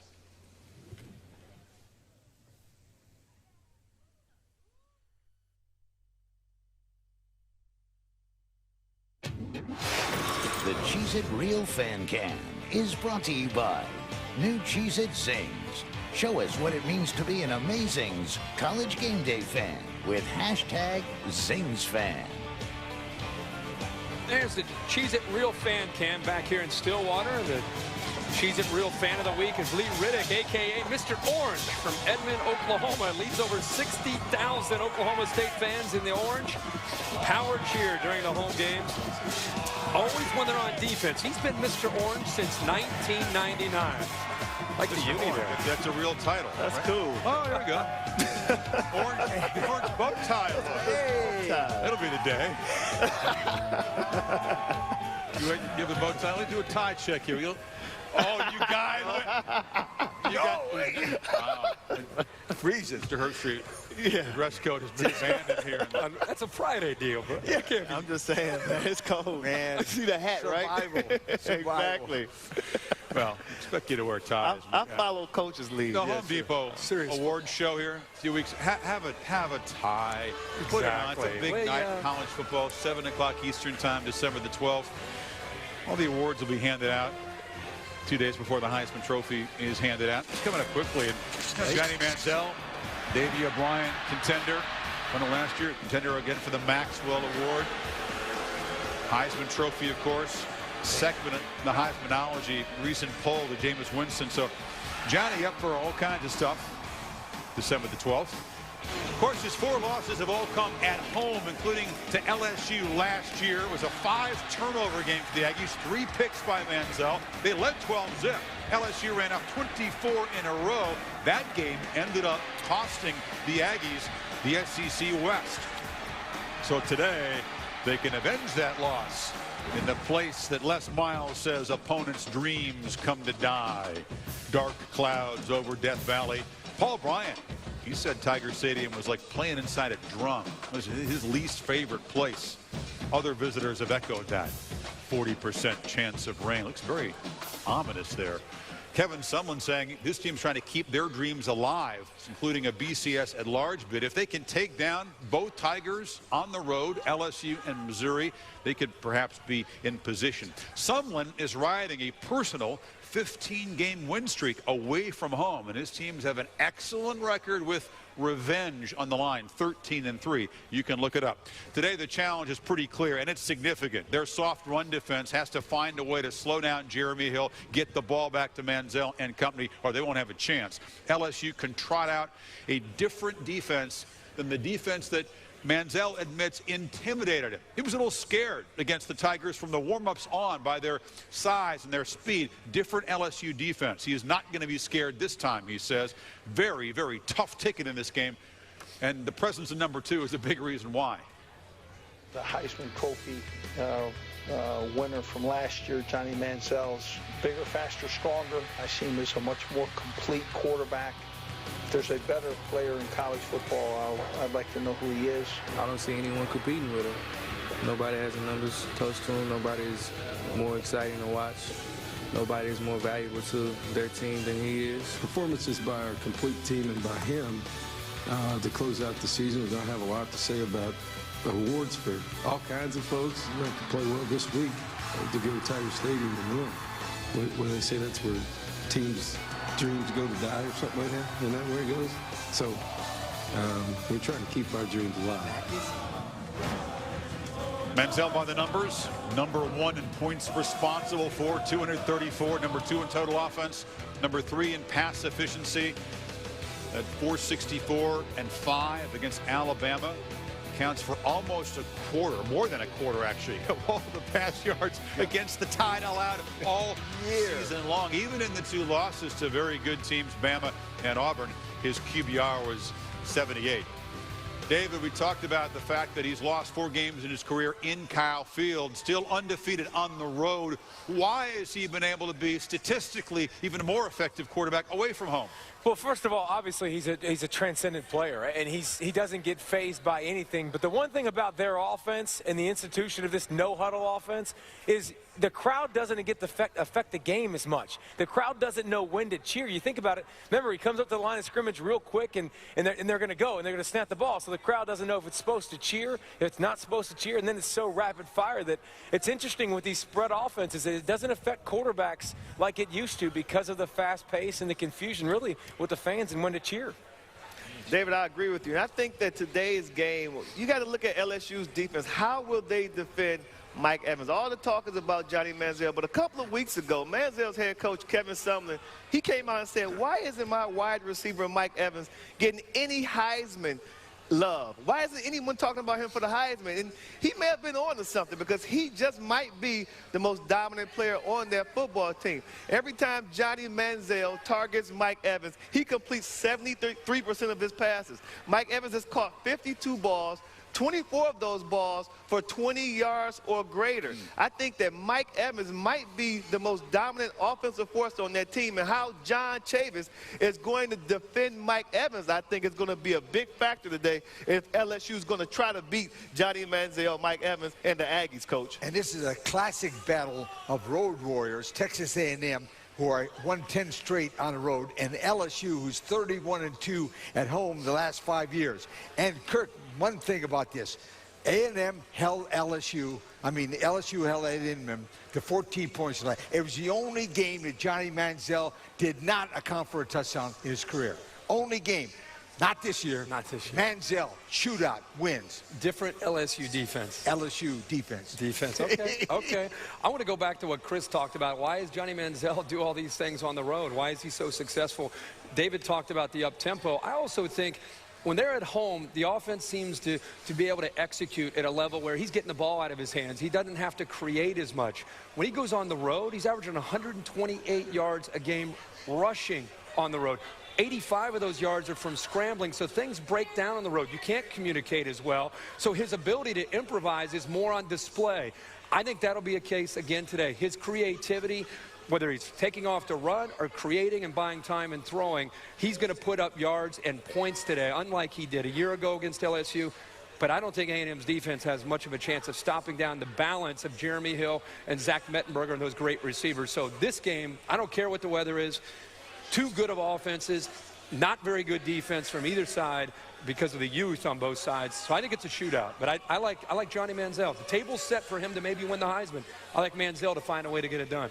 The man in the hat goes against the hat. What about the man in this hat? Who you got? I got the hat. You got that? I got the hat. I'm going LSU. I like the fact that Odell Beckham, the great receiver and returner, was playing Manziel on the scout team in practice this week. He looked so good as a Wildcat quarterback. Like, oh, he was throwing the ball. Do they dare? Does the hat spring? You never know with the hat. The hat was impressed. He said one series he went 6 for 9. He was impressed. And Cam Cameron just might do that. Yeah. Might do that. Little wrinkle. Odell says, I'm not aware of any game plan that involves me playing the Wildcat, but you never know. If things it's the hat. Everything's in play with the hat. Exactly right. By the way, there were some reports this week that Manziel had planned to announce his decision whether to stay or go before the bowl game. Someone says he was misquoted on that. The Manziel family says, not so fast, my friend. We do not decide that. We're not going to make any announcement of when we make that decision. George will let him know when the time is right. Where's the earthquake Herb Street face from the last time you were here? Man. They have some great signs out there. They do. They got the giant Kirk head. Yeah, that's great. We'll have to find that. Fun. There's the Baylor. There we go. Hey, how you doing? Good to see you. He's back there. All right. Coming up, much more. We'll talk about this game here, Oklahoma State and Baylor, of course. We'll talk about the game out in the Pac-12 tonight, the South Division Showdown, how Miles Jack has managed to amaze opponents and teammates on both sides of the ball. I mean, how do you do that? I looked up to the sky and was like, am I in the presence of the greatest player to ever play this game? That was my reaction. That was my reaction. You gotta go higher.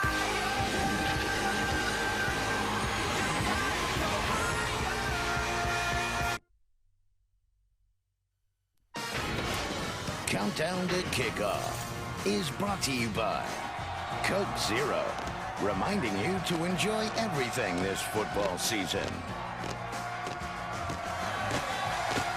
Right in front of Coke Zero, Section 0, you see our tribute to the Poke Paddle, one of the most recognizable traditions here for Oklahoma State, part of our Countdown to Kickoff. They make things loud and uncomfortable inside Pickett Stadium. Especially when defense is out there. They swing it with dimensions there. Hey, well, they have to sleep in tents all night just to get those seats. Right. That's ridiculous. Yeah, especially in this weather. The paddle group. We've got kind of a different vibe at the San Gabriel Mountain. The Rose Bowl there, the scene of a big, important Pac-12 South game tonight, 7 Eastern time. Arizona State and UCLA meeting for ranked teams for the first time since 1986. It was the year the Sun Devils won the game and then went back to the Rose Bowl and beat Michigan. Here's the situation in the Pac-12 South, of course. USC with a win over Stanford put themselves in the mix, but the Sun Devils, by blasting USC, game before Kiffin was fired, they own the head-to-head tiebreak. UCLA, of course, USC play coming up. Two tough games starting today at the Rose Bowl and then that rivalry game with Arizona. So it's a long way from being finished.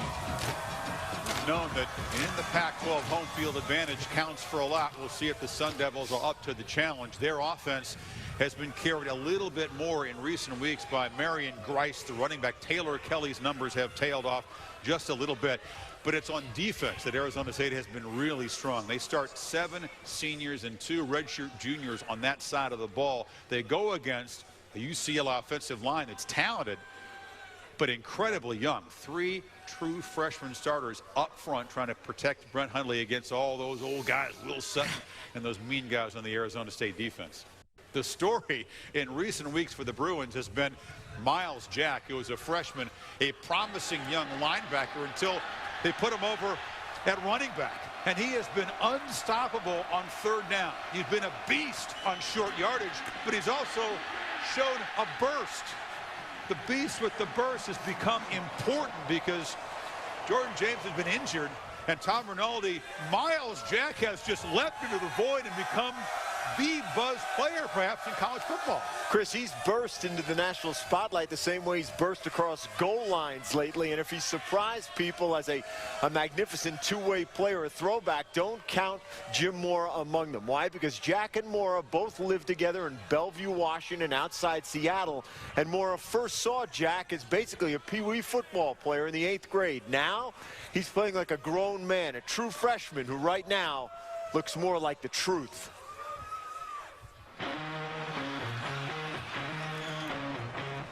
Stop the ball. Jacked up indeed. Score the ball. Touchdown. Make the hit. Make a miss. This kid is special good. Before becoming the Bruins' two-way wonder, Miles Jack has long dominated both sides of the ball.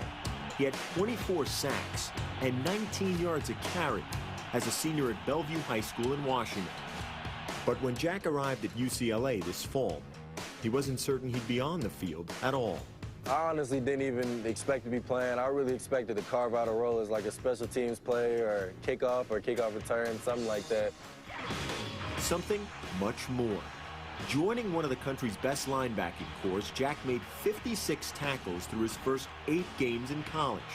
But with injuries to the Bruins running backs, suddenly Jack's role expanded in the week leading up to the Arizona game, without any more practice than a hotel ballroom walkthrough.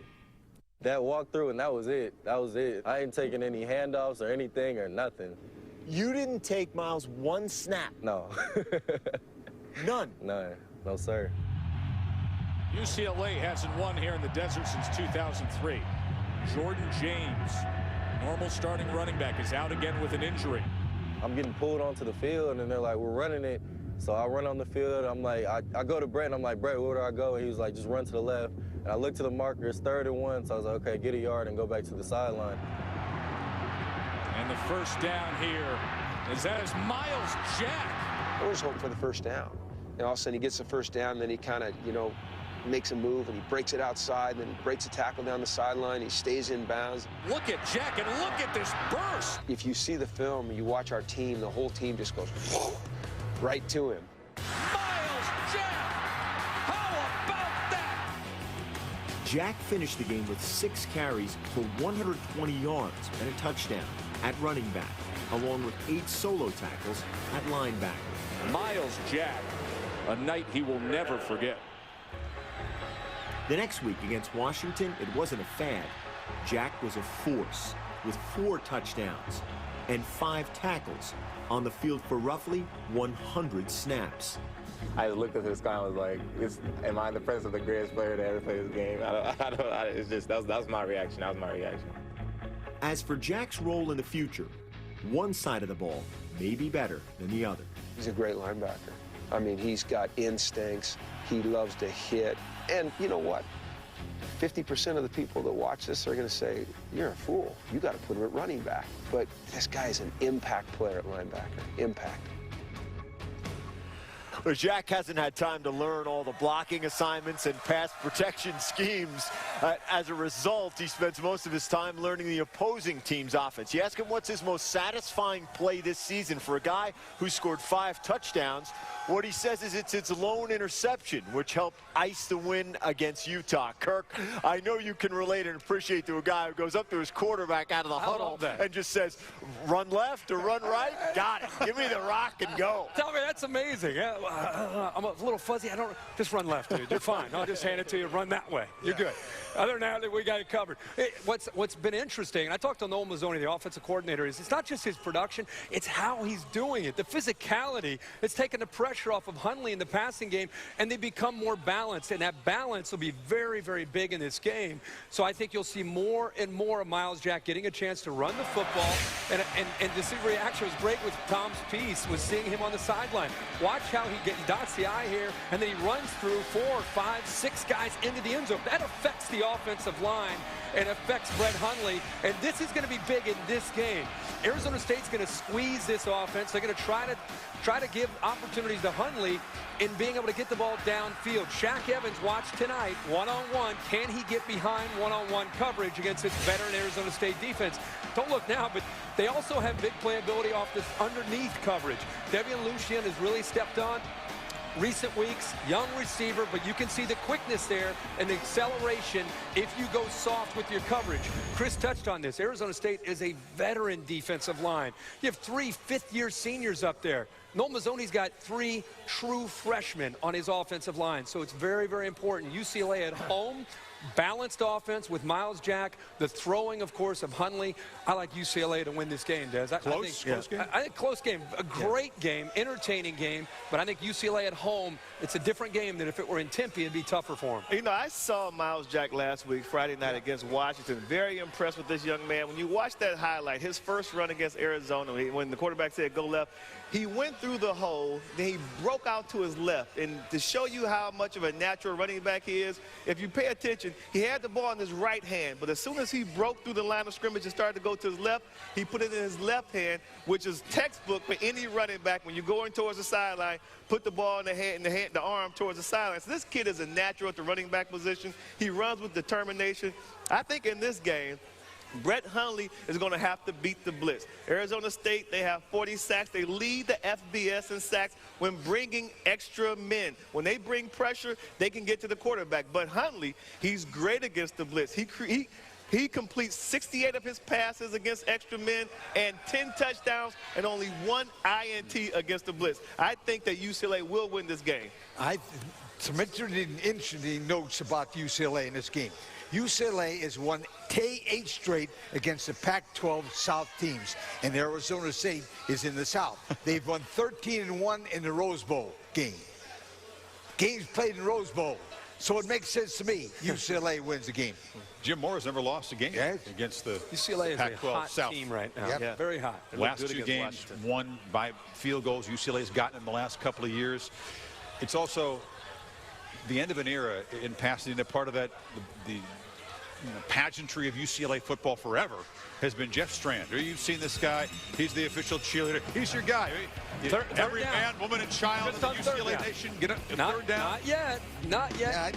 Now we get after him. He really gets 38 years as the alumni shooter, hanging it up after tonight. So you guys all in honor of Jeff Strand. You go, oh, got UCLA, UCLA. To pronounce it fast. See what Mr. Malika likes. Michelin, what do you have? UCLA is the easy call. I like UCLA. I think they're a very good team. I was disappointed, though, in the rivalry game segment before you didn't pick the battle for the Bryce Cal musket. We made in New Hampshire. New Hampshire. Wonder if Eagles are off this week. I wonder if Chip made his way back to New Hampshire. Throw that one in there. So everybody likes UCLA. Yeah, I like UCLA. What about you? Who do you like? Maybe I should go just quadruple, not so fast. Oh, that's a first ever. That'd be first ever. First ever. If I get it wrong, I'll say it was just for entertainment value. Right? I'll never hear the end of it. That's how we do. Right. The Ducks, of course, they can thank USC for getting control of the destiny of the Pac-12 North.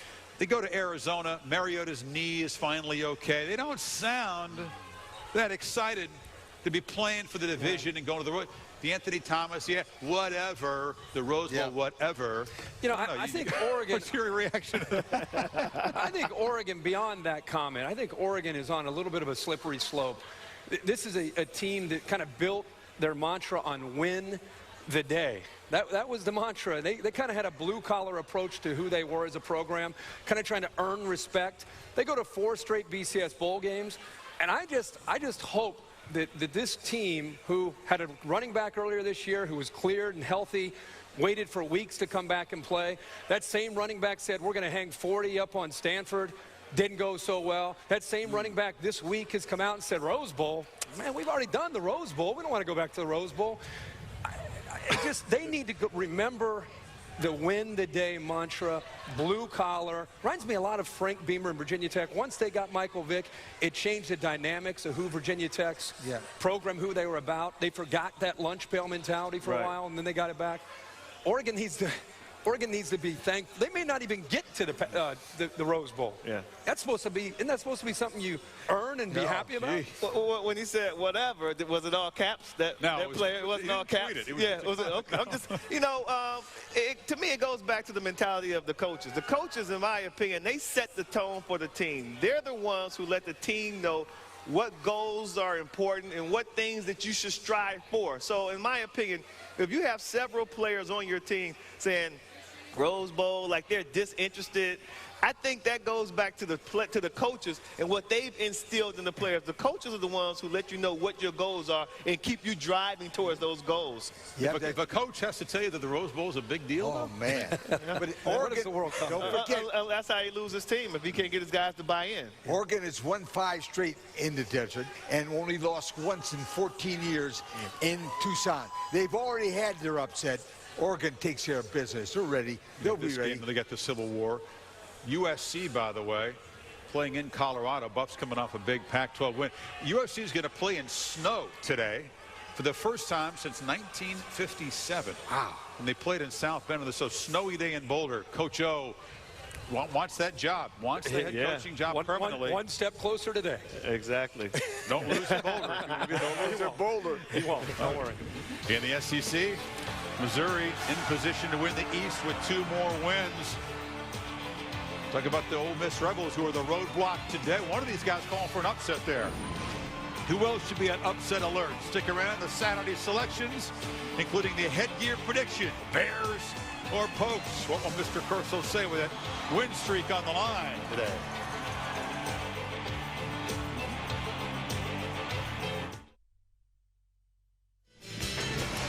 The Game Day Sign of the Week is brought to you by AT&T. Tackle the AT&T Be the Fan Challenge every week for your chance to win a trip to Game Day. And you could be on air presenting next week's winning Game Day sign. Congratulations to this week's winners. Quiet about look with his mom. Oh, can you dispel that? I'm speechless. Well, your mom should have given you a coat. Now, I will say that. If you live with your mom, give the man a coat. That's the face right there. That's Kirk's face the minute he was told it was an earthquake the last time you were here. The last time. That's 2 for 2. Show up to Stillwater, 2 earthquakes. 6 miles north of here Thursday morning, right? Look at that face. Yeah. That looks like one of the twins is in trouble. He kept He's been alive. He got that face. Yeah, exactly. You gonna shotgun a beer with him? No. Oh, that's OC's all about that. Yeah. Speaking of adult beverages, we segue to Oxford, Mississippi, where Missouri is healthy and rested and ready for a pressure game in a very festive setting. They're not going to gaze upon the Grove. Missouri will see no sundresses. They will hear the Hottie Toddy song sung inside the stadium, but not outside of it. This is purely business. They are busing in from Memphis. Gary Pinkel said his team has been mentally on point. They were driven all off season by the disgust and missing out on a bowl game. And now they have the SEC East stage to themselves. The Gamecocks wait in the wings, hoping Missouri flubs their lines, but the Tigers potentially 2 wins away from Atlanta. We talked about James Franklin coming back. Will he be too keyed up? Will he play rusty? Pinkel said he's not at all concerned about that. The shoulder sprain is okay. Now, Paul, Missouri had that one overtime loss to South Carolina. They blew the lead. All of their SEC wins have been by 15-plus points. They were an afterthought coming into the season in the East, as your fans show support for you. Yeah, they were, and I think the perception of Missouri is a lot better than it was. Remember a year ago, Mizzou came in with Texas A&M, both from the Big 12, and we thought Missouri would be pretty good. They weren't. Johnny Football stole the show, and we didn't really know what to make of Mizzou. That we heard they wanted to go to the Big 10. Their big rival used to be Kansas, and they had a miserable first year. A lot of folks, one included, thought Gary Pinkel ought to be on the hot seat, but this year it's been so much different. Everything has gone their way, and to think that a win tonight and a win next week, and they're in the SEC championship game, Chris, the perception has changed dramatically. And Paul, Pinkel quick to point out that Missouri's been on the big stage before. It was 6 years ago, down to the wire. They beat Kansas in a shootout game, a chance to get and play Oklahoma. They eventually lost to the Sooners.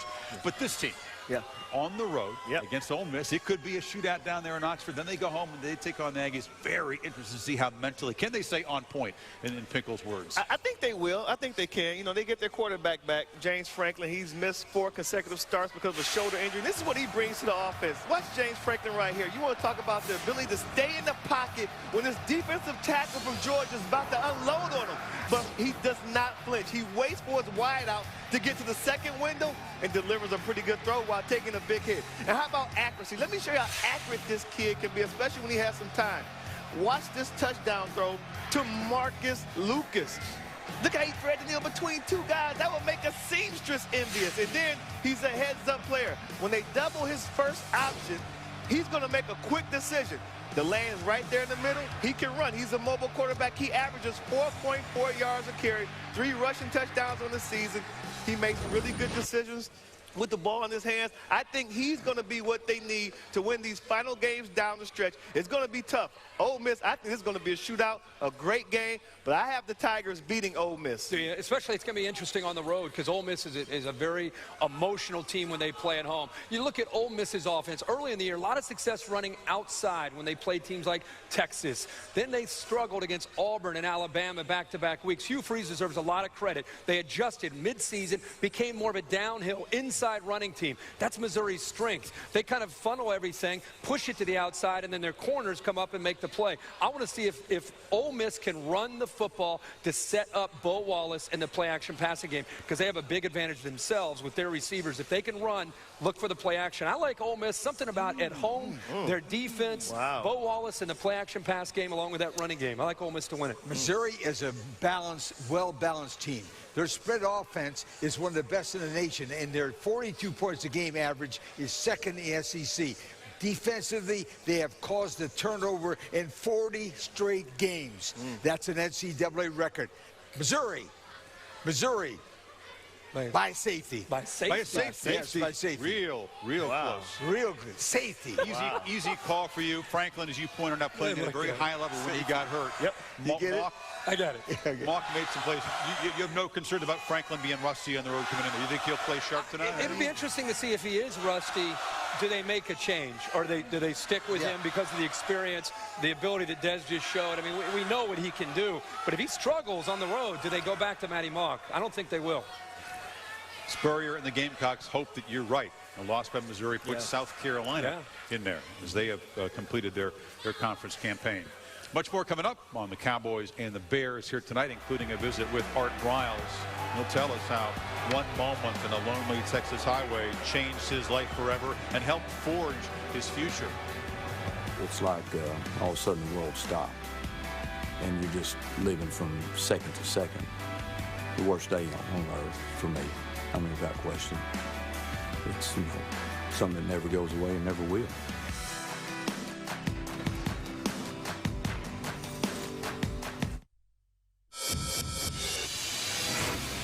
Blake Seastrunk is so fast, he's slippery, he's hard to tackle. So every time he touches it, he's one of those guys that has a chance to score. He breaks runs 50, 60, 70 yards, and he has that speed to pull away from defenders. In open field, he's very, very elusive. He runs like a rabbit, very agile. It takes a group of guys to get him down. Many players are fast. That's not a big difference, but not a lot of players can't move lateral the way he does. I've never had anybody on my team that could just move like him. And I've always wanted somebody on my team that can move like him, so I could be like, man, you saw what my boy did right there? Seastrunk been battling a groin injury in recent weeks. He's improved. How much can he contribute tonight to a running game that is deceptively powerful? 300 yards per game. Baylor top 10 in all those categories nationally, including #1 with 41 rushing touchdowns. They have 28 runs of 20-plus yards. We talked a lot about this offense that Art Briles has built. The running game is a big part of it. Bojo, Briles has become kind of a national coaching star. Before he got to Baylor, there had been a drought. They hadn't been to a bowl game in a while, hadn't won one in a while, and now all of a sudden, here they are, national title contention. And Briles has been richly rewarded, by the way, this week. A contract extension that's going to pay him about $4 million reportedly per year, and has a hefty buyout. So apparently he's going to stay, and these Baylor fans are glad about that. Yeah, Chris, before Art Briles was Art Briles, he was a guy who had to work his way up the coaching ladder. 21 seasons as a Texas high school coach before he got his first shot as a college assistant coach. That's perseverance, and he learned that from his dad and his mom, and he learned it because of a day that changed his life forever. Rural Texas, population 636. This is where Baylor coach Art Briles was raised, in a one-stoplight West Texas town where last year's graduating class at Rural High School was 6. Just your normal cotton field town, good people, where you don't have to shake a hand, write something on paper, somebody tells you something, you can believe it. Briles played quarterback under the Friday night lights. His father, Dennis, was the head coach and school principal. When I look at him, I remember his daddy. I worked with his father, and to me, Art's like his dad. I mean, he cared for his players, which is what Art does too. When Art went to the University of Houston to play football, Dennis and his wife, Wanda, traveled to as many games as possible. On October 16, 1976, Briles' parents, his Aunt Elsie, and Art's high school girlfriend, Jan, were going to make the 4-hour drive to Dallas to watch Houston play SMU. I talked to my mother and said, hey, if it's not convenient, y'all don't need to come down. I'm not going to play much. They were on 380, Highway 380, which is not a heavily traveled road, but it's a road you needed to be on your toes. I walked out of the dressing room at, pregame and, looked around, looked up there where the parents were and didn't see them. And just kind of thought, well, caught in traffic, they'll be here in a little bit. But as the game was getting close to being over, and, I'd check the stands periodically throughout the game, and, I'd never seen my parents. Houston coach Bill Yeoman was waiting for Briles in the locker room with the news. There had been a crash. No one in the family car had survived. Just the worst day on earth for me. I mean, without question. It's, something that never goes away and never will. The funeral was held at the school because they felt that there was not a church building in the town big enough to hold the crowd. And Art moved up beside me, and he asked me the question. He said, would you please tell me that God did not take my mother and father? I think I was just wondering why God would let this happen. You know, why was this allowed to happen to what I felt like as good and honest people as there was on earth. You did the why thing. Did you ever do the what if? Many times. Still do. I mean, 100%. I mean, you know, what if they'd have got to see me? No, I can't.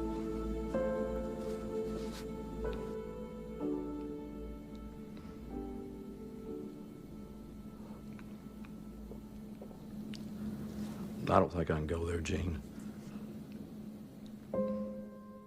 Briles had lost his parents and aunt, but he hadn't lost his girlfriend, Jan. At the last minute, she had decided to stay behind. They were married in 1978. You know, I think it's safe to say that the plan, the master plan for our lives was set in place that day by Jan being spared without question. Still, 4 decades later, Briles remains haunted by the accident. If they hadn't come, if I hadn't been playing, I'd still have my parents today. In some strange way, I thought all that was, you know, involved with, you know, their passing. Shouldn't be in guilt. I mean, that's just, things just happen. They were doing what they wanted to do. I think it's made me more of a fearless coach because, you know, I've had my face on the floor and I've had, you know, people standing on me and not letting me breathe. And then next thing you know, I was up and I'm alive. So I'm not scared to go back. I've been there and I've made it. If they were here now, what do you think they'd say to you? Be humble, enjoy the moment, but, you know, give credit to others. And, you know, we're proud of you.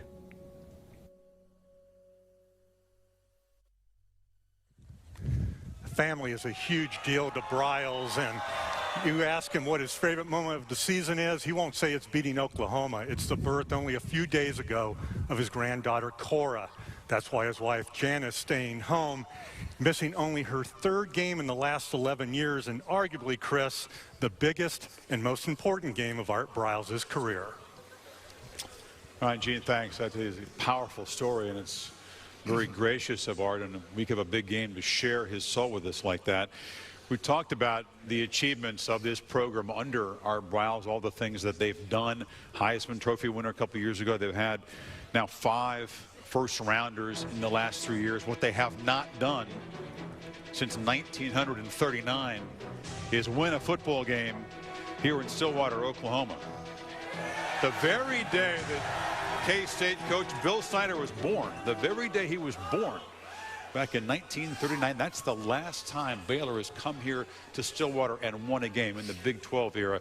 They are 0-9. They are big favorites tonight. We talked about the bigger picture, trying to chase down Ohio State, trying to be in a position to play for perhaps a national championship and can lock up the conference championship if they can close strong. But here is Oklahoma State waiting as underdogs at home in front of this environment we've talked about so much, an improved defense like Baylor. They believe their defense has been overlooked too often, but again, it's about offense, and these two teams combined for a boatload of points and yards last year, and many expect the same tonight. When you go up against an offense like ours, it's very difficult.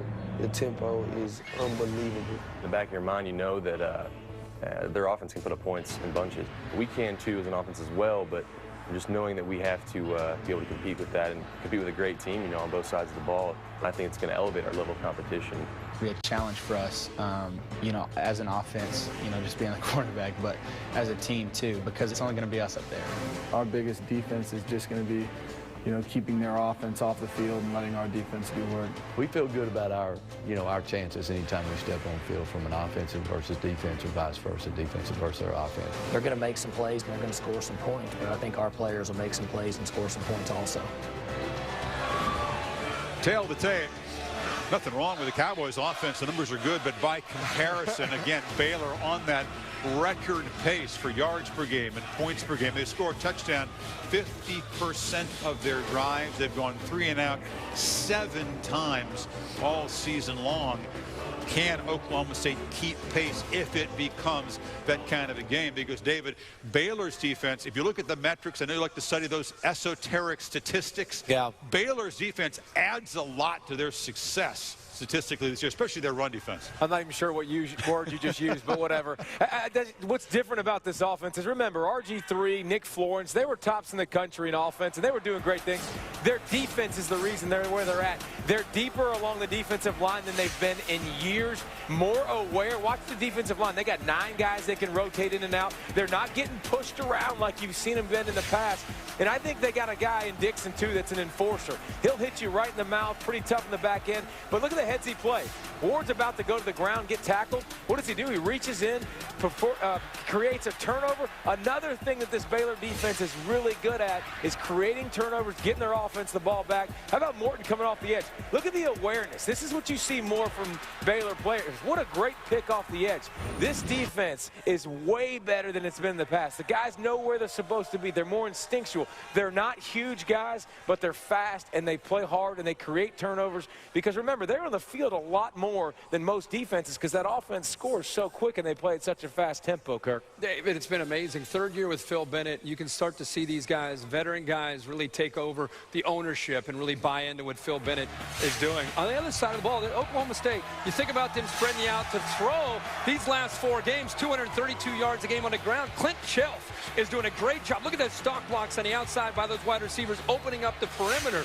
He'll run the football, and he'll also have an ability to play action you and also create. And a little bit slippery, heads up, shows his veteran leadership here. Instead of a sack, keeps the play alive, dumps it off, heads up play and rolling goes, that's Texas, mind you, but he goes 10, 15 yards downfield. Here they do a thing where they get the linebacker spread out. They motion out the back, they move the linebacker, it's basically an empty formation, and then this quarterback draw. Clint Shelf came into this year known as a passing quarterback. J.W. Walsh was the runner, but they're using Shelf to run the football. But I think this will be a game where we're going to have to see more of the throwing. I think Baylor's determined to try to slow down that running game. I think Clint Shelf will remind people that he also has an ability to throw the ball. Well, Baylor has won 12 straight, a school record, and they're led by quarterback Bryce Petty. He's a great quarterback. Now, listen, Baylor's offense leads the nation in every single category, including a record-setting 61 points a game. Now, Petty is effective with his arm, but he can run. Yep. He can run. He's got good legs, and boom, look at him run. He's a great player. Now, Petty, Baylor loves to throw the football and throw it often and throw it well. But an interesting stat here.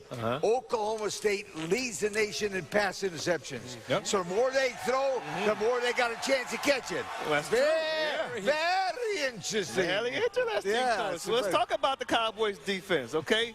Using the Home Depot coach's playbook, I'm going to show you about this defense that Bryce Petty's going to have to deal with tonight. They got playmakers on all 3 levels. Right here, they're going to rush 3 down linemen, but they're going to bring a linebacker too, number 29, Joe Mitchell. But watch Tyler Johnson. He's a difference maker right there. Gets around the left tackle, causes a fumble. The Cowboys recover it. And linebacker Sean Lewis, he's only about 5'11", 225, but what he lacks inside, he makes up for with quickness, speed, and just pure aggression. Watch him right now. Seek and destroy. That's his game. He's going to have to make a lot of open field tackles tonight. And Justin Gilbert, one of the best cover corners I've seen. Watch his legs right here. When the wide receiver tries to give him a little shake and bake at the line, he doesn't go for it. He's very sound in his technique. Gets a good jam at the line of scrimmage. Then he stacks the receiver when he gets in front of him, turns his head, locates the ball, and he goes up and get it. Justin Gilbert has 6 INTs on the season, 2 for touchdowns. This kid has 8 non-offensive touchdowns. The defense is going to have to be the calling card if they're going to deal with Baylor tonight and win this game here in Stillwater. Seek and destroy. Seek and destroy. Just a Metallica reference. You didn't know that, but I appreciate that very much. That's where you were going. We gave the health report. Justin Gilbert thinks, okay, Josh Stewart for Oklahoma State, that's a concern for them. And obviously, Baylor still without Reese. They don't have their left tackle tonight, so middle Reese shuffled up linebacker there. too, Bryce Hager. I mean, there's some losses there that are significant, but Baylor's shown an ability to show you depth, which is very, very different. Art Briles doing a great job of recruiting the last few years. It's a different team now because of that depth. Yeah. Mr. Howard. You're rewarded, too. Who you got tonight here? Who you got? Who you got? Hey, guys, I'm going to tell you, I've done everything I possibly could do. I slept on it. I flipped the coin. I did rock, paper, scissors with myself. Try that at home. I think it's going to come down to which team can handle the weather conditions the best tonight. I mean, because when it's really cold outside, trust me, I've played in some of the coldest climates imaginable. It changes the football. And because of that reason, I think that the Cowboys are better suited to handle these conditions. So I got the Cowboys with a close one tonight. Yay! David, what do you see? I understand Dez's pick completely, and I think they're unheralded. Their defense is really sound and really disciplined, but I think there's just something brewing with Baylor. And I picked him before the season to win the Big 12, and I'm going to stick with it. They are banged up, but I think that they'll find a way to win the ball game. The offense does enough, but I think the defense will create a few turnovers, and this Oklahoma State offense not quite good enough against the Baylor defense. Something brewing with Baylor. Oh, yeah. Says Mr. Pollock. Well, we'll find out. They opened up almost a double-digit favorite. Little money coming down on the home underdogs lately. We'll see. Closing it on kickoff in Evanston. When the Purple Cats themselves are using words like cursed to talk about their season, that's bad news. Here comes old Max Bulla, the scholar, athlete, linebacker. Bear says look out for upset there. Ooh, upset alert. Yeah, Bear saying Bear is. Bears alma mater got mugged by the Dukies. Jamison Crowder and Duke can win the division with 2 more wins. They're going to happen on the road. 2 games away. It's crazy. Then I had a tailgate here. Oh, yeah. Seasoning going. Just slab of meat. Tailgating. Headgear predictions coming up. What is that?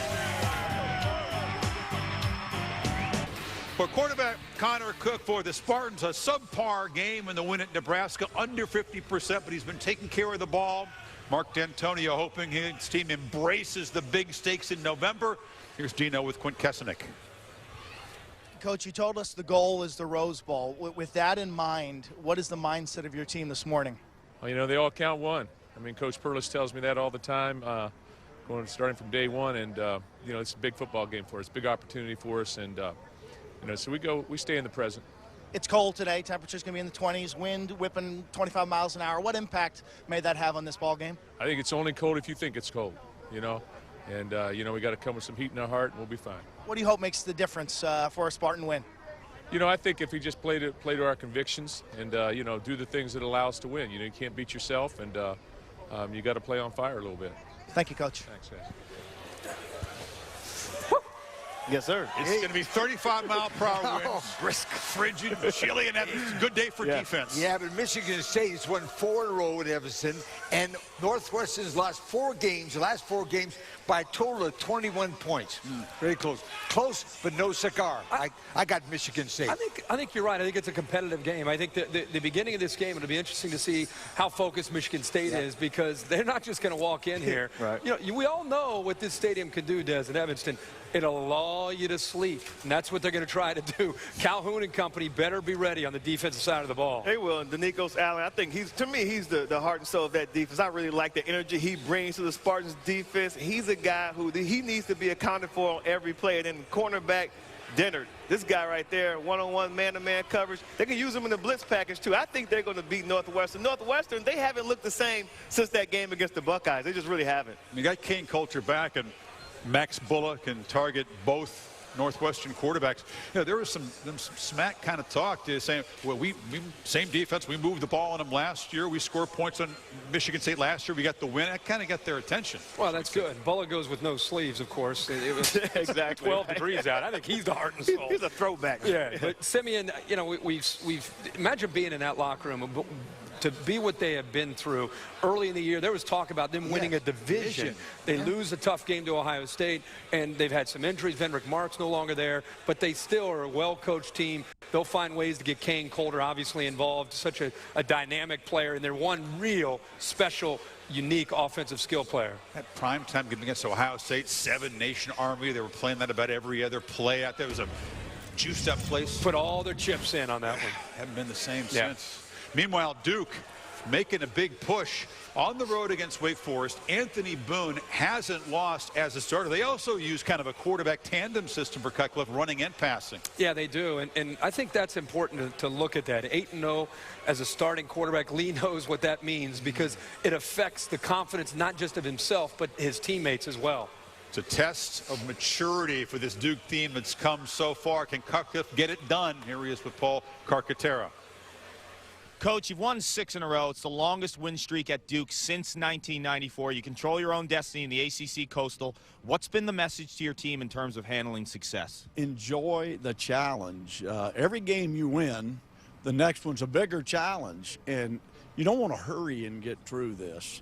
They haven't experienced this, obviously, before at Duke. Enjoy it. Embrace it. The hard times and the good times, but go compete. Wake's strength lies in its defense. What's the point of emphasis for your offense today? Nikita Whitlock is the point of emphasis, and other good players. You know, the thing we've got to do is develop some consistency, and we need to play third downs really well. They're going to create some third downs for you. They did a year ago, and for us to win, we're going to have to make some first downs and stay on the field. Thank you, Coach. Good luck. Thanks, Paul. The professorial Coach Cutcliffe. He looks like he could be teaching a history lecture there at Duke, or member of the faculty. Look what he's done, though. Goal-to-go touchdown percentage, #1 in the FBS. They get goal-to-go, they're going to the house. The fourth quarter scoring margin, #1 in the country.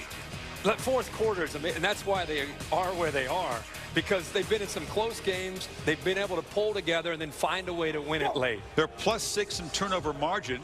Brandon Kana, 29 rushing touchdowns. He's part of that Q2 QB system with Anthony Boone. They're excellent on special teams. They take the ball away. But it's still a chance. Look at that. Look at the electricity. The electricity in Winston-Salem there. They got it. That was the Wallace Wood. Now it's in reverse. Jeremy Cash in that defense. What are you giggling? I mean, you got to create your own excitement there. Kickoffs in 15 minutes. It's electric. I mean, can Duke get it done? It's a pressure game on the road. They got to win 2 of them actually on the road. It is. I mean, look at that. How are you going to hear yourself think there? How are you going to hear yourself think? My crew is done. You're done. All right, we'll regroup. Take a break. We'll have the headgear protection. I've got nothing. Look at that stadium. Is there anybody there? Mr. Corso, you got a win streak going. You've never picked Baylor ever. Ever. We'll see if it's going to be a second straight home dog. And we got, for the first time ever, a current student athlete at the school joining us as guest. Ever. This dude lit up the hardwoods this week. Marcus Smart, sophomore star for the Cowboys. He got Kevin Durant's attention the other night. We'll hear what he has to say about this one coming up. Go Pokes, baby.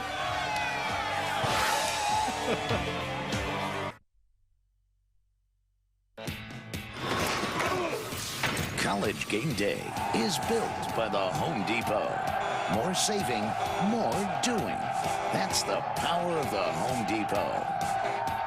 And in part by new Cheez-It Zings. Because at Cheez-It, real cheese matters. And Miracle Grow. Enter to win a trip to the Rose Bowl. For details, visit miraclegrow.com/Rose Bowl. Warm welcome when Bobby in the Home Depot bus rolled in on Thursday. This is a place with a bus. What a scene. Blends right in. As well. That's right. Saturday selections for today brought to you by Chevrolet. You can play Chevrolet virtual Saturday selections online at ESPN.com. Search Chevrolet. An historic guest picker today here in Stillwater. I'm a Cowboy in heart, so looks like I'm coming back for my sophomore year. Down the Smart for the slam. What a spin move and a finish by the preseason Big 12 Player of the Year. A player in his school. First ever. He dropped, what, 39 on Memphis the other night. Kevin Durant from the Thunder was down here, said, NBA ready now. Now. Came back for this year. Jay Billis says the best player in college basketball. What does he know? But these folks would agree. So, Marcus, you got no notes. You say you know your football. you come from Texas, not too far from Baylor. The game that's coming up in minutes, Michigan State and Northwestern. The Spartans can clinch their division with the win. It's must win for the Wildcats' bowl hopes. What happens? I'm going to have to go with Northwestern on that. You know, it's a tough place. They're at home. It's going to be a tough place to play. Right not bad. Not so fast. That's not a smart. Listen to this. That's not a smart pick. Michigan State. Well, you went there on the first one. I thought you might go. I like Michigan. Michigan State may start a little bit slow, but they'll pull away. I like the Spartans. Much colder than even here today in Minneapolis. Frigid conditions. The Paul Bunyan axe on the line has been in possession of the Badgers for the last decade. Do they keep it, or do the Gophers take it away today in Minneapolis? I'm going to stay with Wisconsin. You know, they've been playing great football this year, and they really organized, and they know what they coming to do, and they know their goals. Just like the hoops program. There you go. Yeah. I hate to go against Coach Kill, but yes, Wisconsin, that was a great pick. Big. Yeah, I think Wisconsin's running. I think Joel Stave also throws the ball to Jared Aberderis. You'll see Jacob Pedersen. Wisconsin with as you say, a big, solid, convincing victory. The mountains of Pennsylvania, windy and snowy in Happy Valley. The Lions have won the last 5 revenge games. Can the Cornhuskers turn off the turnover spigot in some bad weather there? What happens there, Marcus? Penn State at Penn State. Everybody knows it's tough to win there. Definitely going with Penn State at home. Oh, that is a great pick. You know why? They're 6-1 at home. Exactly. That's it. You know what you're talking about. Penn State. I think I agree with you guys. At home, they're just a different team, obviously. They got a young quarterback, Christian Hackenberg. I think if they protect him against a very fierce Nebraska pass rush, they're going to win. I like them at home. All right. In South Bend, it's considered a toss-up. Snowy conditions there. They haven't had snow for a Notre Dame game in a couple of decades. Digger Phelps heard the Cougars were in town. He got all excited. He said, no, it's BYU. It's Danny Ainge's alma mater. Put it in basketball terms. Who wins that game, Marcus? I'm definitely going Notre Dame. Oh. Notre Dame. Okay. South Bend, Notre Dame. Got to go with it. Gotcha. Great pick. You know why? BYU's 1-3.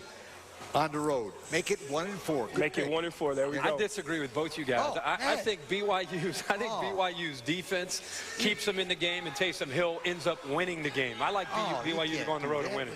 What do you think of Digger? He watches the show all the time. Do you have anything nice to say about it? Not at all. Texas A&M and LSU Aggies going for a 14th straight 40-point game. Manziel's never lost a game away from home. Baton Rouge can be rainy there today. What happens? I know a lot of people are going to be upset with me. We have a couple Louisiana fans, players on the team, but I'm going to have to go with Johnny. Johnny. Oh, yeah. Oh. Hey, I have to go with Johnny. You're right. Johnny football will win this game in an upset. Shootout. Because Zach Mettenberger, Jeremy Hill, that explosive offense, they're going to score. But Johnny Manziel, the only game in his entire career he's not accounted for a touchdown was against LSU last year. It'll be a very different story against the youth of the LSU defense. Manziel finds a way late in that game, finds a way to win it. You got that's 3 in a row that he's gone against you. There's no disagreement on stage left over here. Missouri, we talked about the pressure on the road against Ole Miss. It's a must-win game. Primetime game on ESPN. Marcus, what do you think? I'm definitely going Ole Miss because Missouri needs this win, and they're at home. So Ole Miss an upset because Missouri needs it too much? Needs it too much. Oh, all right. Not so fast, my friend. Missouri is 4-0 on the road. Make it 5. They win it close. Missouri. This might be the most entertaining game of the day. I think that Ole Miss running the football is the key to the game. It'll set up Bo Wallace, hit some big plays in the passing game. I think this could be some scoring, again, much like that LSU A&M game. I'm going with Ole Miss at home. Vanderbilt beat Tennessee by 23 a year ago. Val's got to have it to keep any bowl hopes alive. At Tennessee, I'm going with Tennessee. Got to go for the orange. Another great pick, Tennessee. I disagree again. I'm going with Vandy and Coach Franklin. A big battle there in that state. 5 in a row disagreement. Wow. Can we keep it going here? The game that is so huge in the Pac-12 South. Arizona State can clinch it if they can win on the road against UCLA. Again, Jim Mora never lost to a Pac-12 South team. Well, I'm going with Arizona State on that one. Over the big basketball traditional school. Of course, definitely. Right. Not so fast. Maxwell Smart. Where's your phone? School phone. It's an old TV show reference way before you. Listen. I'm going to go. I'm going UCLA. Yeah. Miles Jack running. Brett Hundley passing, very, very good game. Because it's in Pasadena, I like the Bruins. In Corvallis, it looks like it's going to be, what, Skylar Miles. Keith Price has a shoulder problem again. And the Beavers exceed the experts' expectations in this series, 9 out of the last 10. That means they usually cover against Washington. What do you think? I'm going to have to go with Oregon State. You know, like you said, they've been covering 9 out of the last 10. We're going to make it 10 out of 11. Not that you get involved in all that as a college athlete. Home field is advantage. It's a big one, Oregon State. Boy, Washington's had such a tough year for them. And I think they're a bit vulnerable here. I'm going with Oregon State. Another one of those games you could go either way, but Oregon State and Corvallis, I think, will be able to score and win. Kansas State favored over Oklahoma. Again, Trevor Knight at quarterback. Damian Williams out of the game, maybe off the team, period. Marcus, you guys, they're already just booing it. Can you pick Oklahoma, or are you not capable of that? I'm capable of it. I know they're going to hate me when I say it, but I have to go with OU on this one. Why? No. I just have to, you know. They've been playing good. I mean, I'm going to have to go with it. I'm just saying it the way it is. Just keeping it real. There it is. Sooners on the road. Oh, strictly business, right? Strictly business. Kansas State wins it. Right. Kansas State. Kansas State. I think Kansas State against the Oklahoma offense. Oklahoma's still trying to find an identity. Now they lose one of their backs. I think Kansas State's defense gets it done. I like Kansas State. And out of the game here in prime time on ABC. Baylor, everything on the line, not just the conference, but perhaps a chance to play in the national championship game, coming to a place where they have not won since 1939. Which offense can handle these frigid conditions better tonight? We're in tournament football. You got to win this one to get to the next one. And ultimately, we have to win this one to give ourselves an opportunity to be a conference champion. We're just going to stay us and do what we do and try not to mimic anybody else. The entire season's on the line right now, but the good thing is that, you know, we've got 2 games left on the schedule, and this is the next one up for us. Baylor has a chance to prove itself. What you did last week really doesn't mean anything for this week. Everything's on the line. A BCS bid, you know, Big 12 championship. Everybody says this is when we're going to find out who we are. This is when our schedule gets tough. We're embracing it. We don't want them to come into Stillwater and beat us at our home turf. Could go back and forth. Kirk late into the night. Yes. You and Brent and Heather calling it. Give us a key. Good against good when it comes to Oklahoma State's secondary, ability to create turnovers against the most electrifying offense right now in college football. Can Oklahoma State get pressure on Petty, and can they create turnovers? If they do, obviously they got a much better chance of winning this game. Marcus, what happens here tonight in front of these crazy fans? Oh, we know what's going to happen. Oklahoma State all the way. You know, it's going to be hard for Baylor to play in these conditions, you know. Kickoff weather is 19 degrees, a Texas team. I know as a Texas native, I don't like it. It's hard for me to play in it, so we'll see how the Bears can handle it. There you go. It's good. Mr. Corso. Well, listen, we've been here in beautiful Stillwater 3 times, and Oklahoma State has never won a game when we did. That's correct. Well, Never won a game here. You know that? I didn't know that. But Baylor has not won a game in 74 years. Yeah, 74 years. Not since I've been 4 years old. Baylor can't win here, can they? No, Baylor can't. You're right. Give me Pistol Pete that gun. Look out, Marcus. Here we go. Run for cover. It's about to get loud. Pistol's firing. Oh, get ready.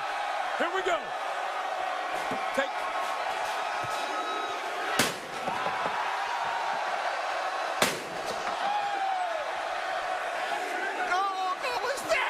You know it's coming. You brace for it, and it's loud. Go. All right. Marcus, thanks for joining us. Oh, no Great problem. job. Thank you for having me. Wish you the best for the Cowboys basketball season. Prime time on ABC tonight. Bob Wischusen and Rod Gilmore right now in Chili Evanston and the Wildcats. Enjoy your football Saturday. See our all-depth here.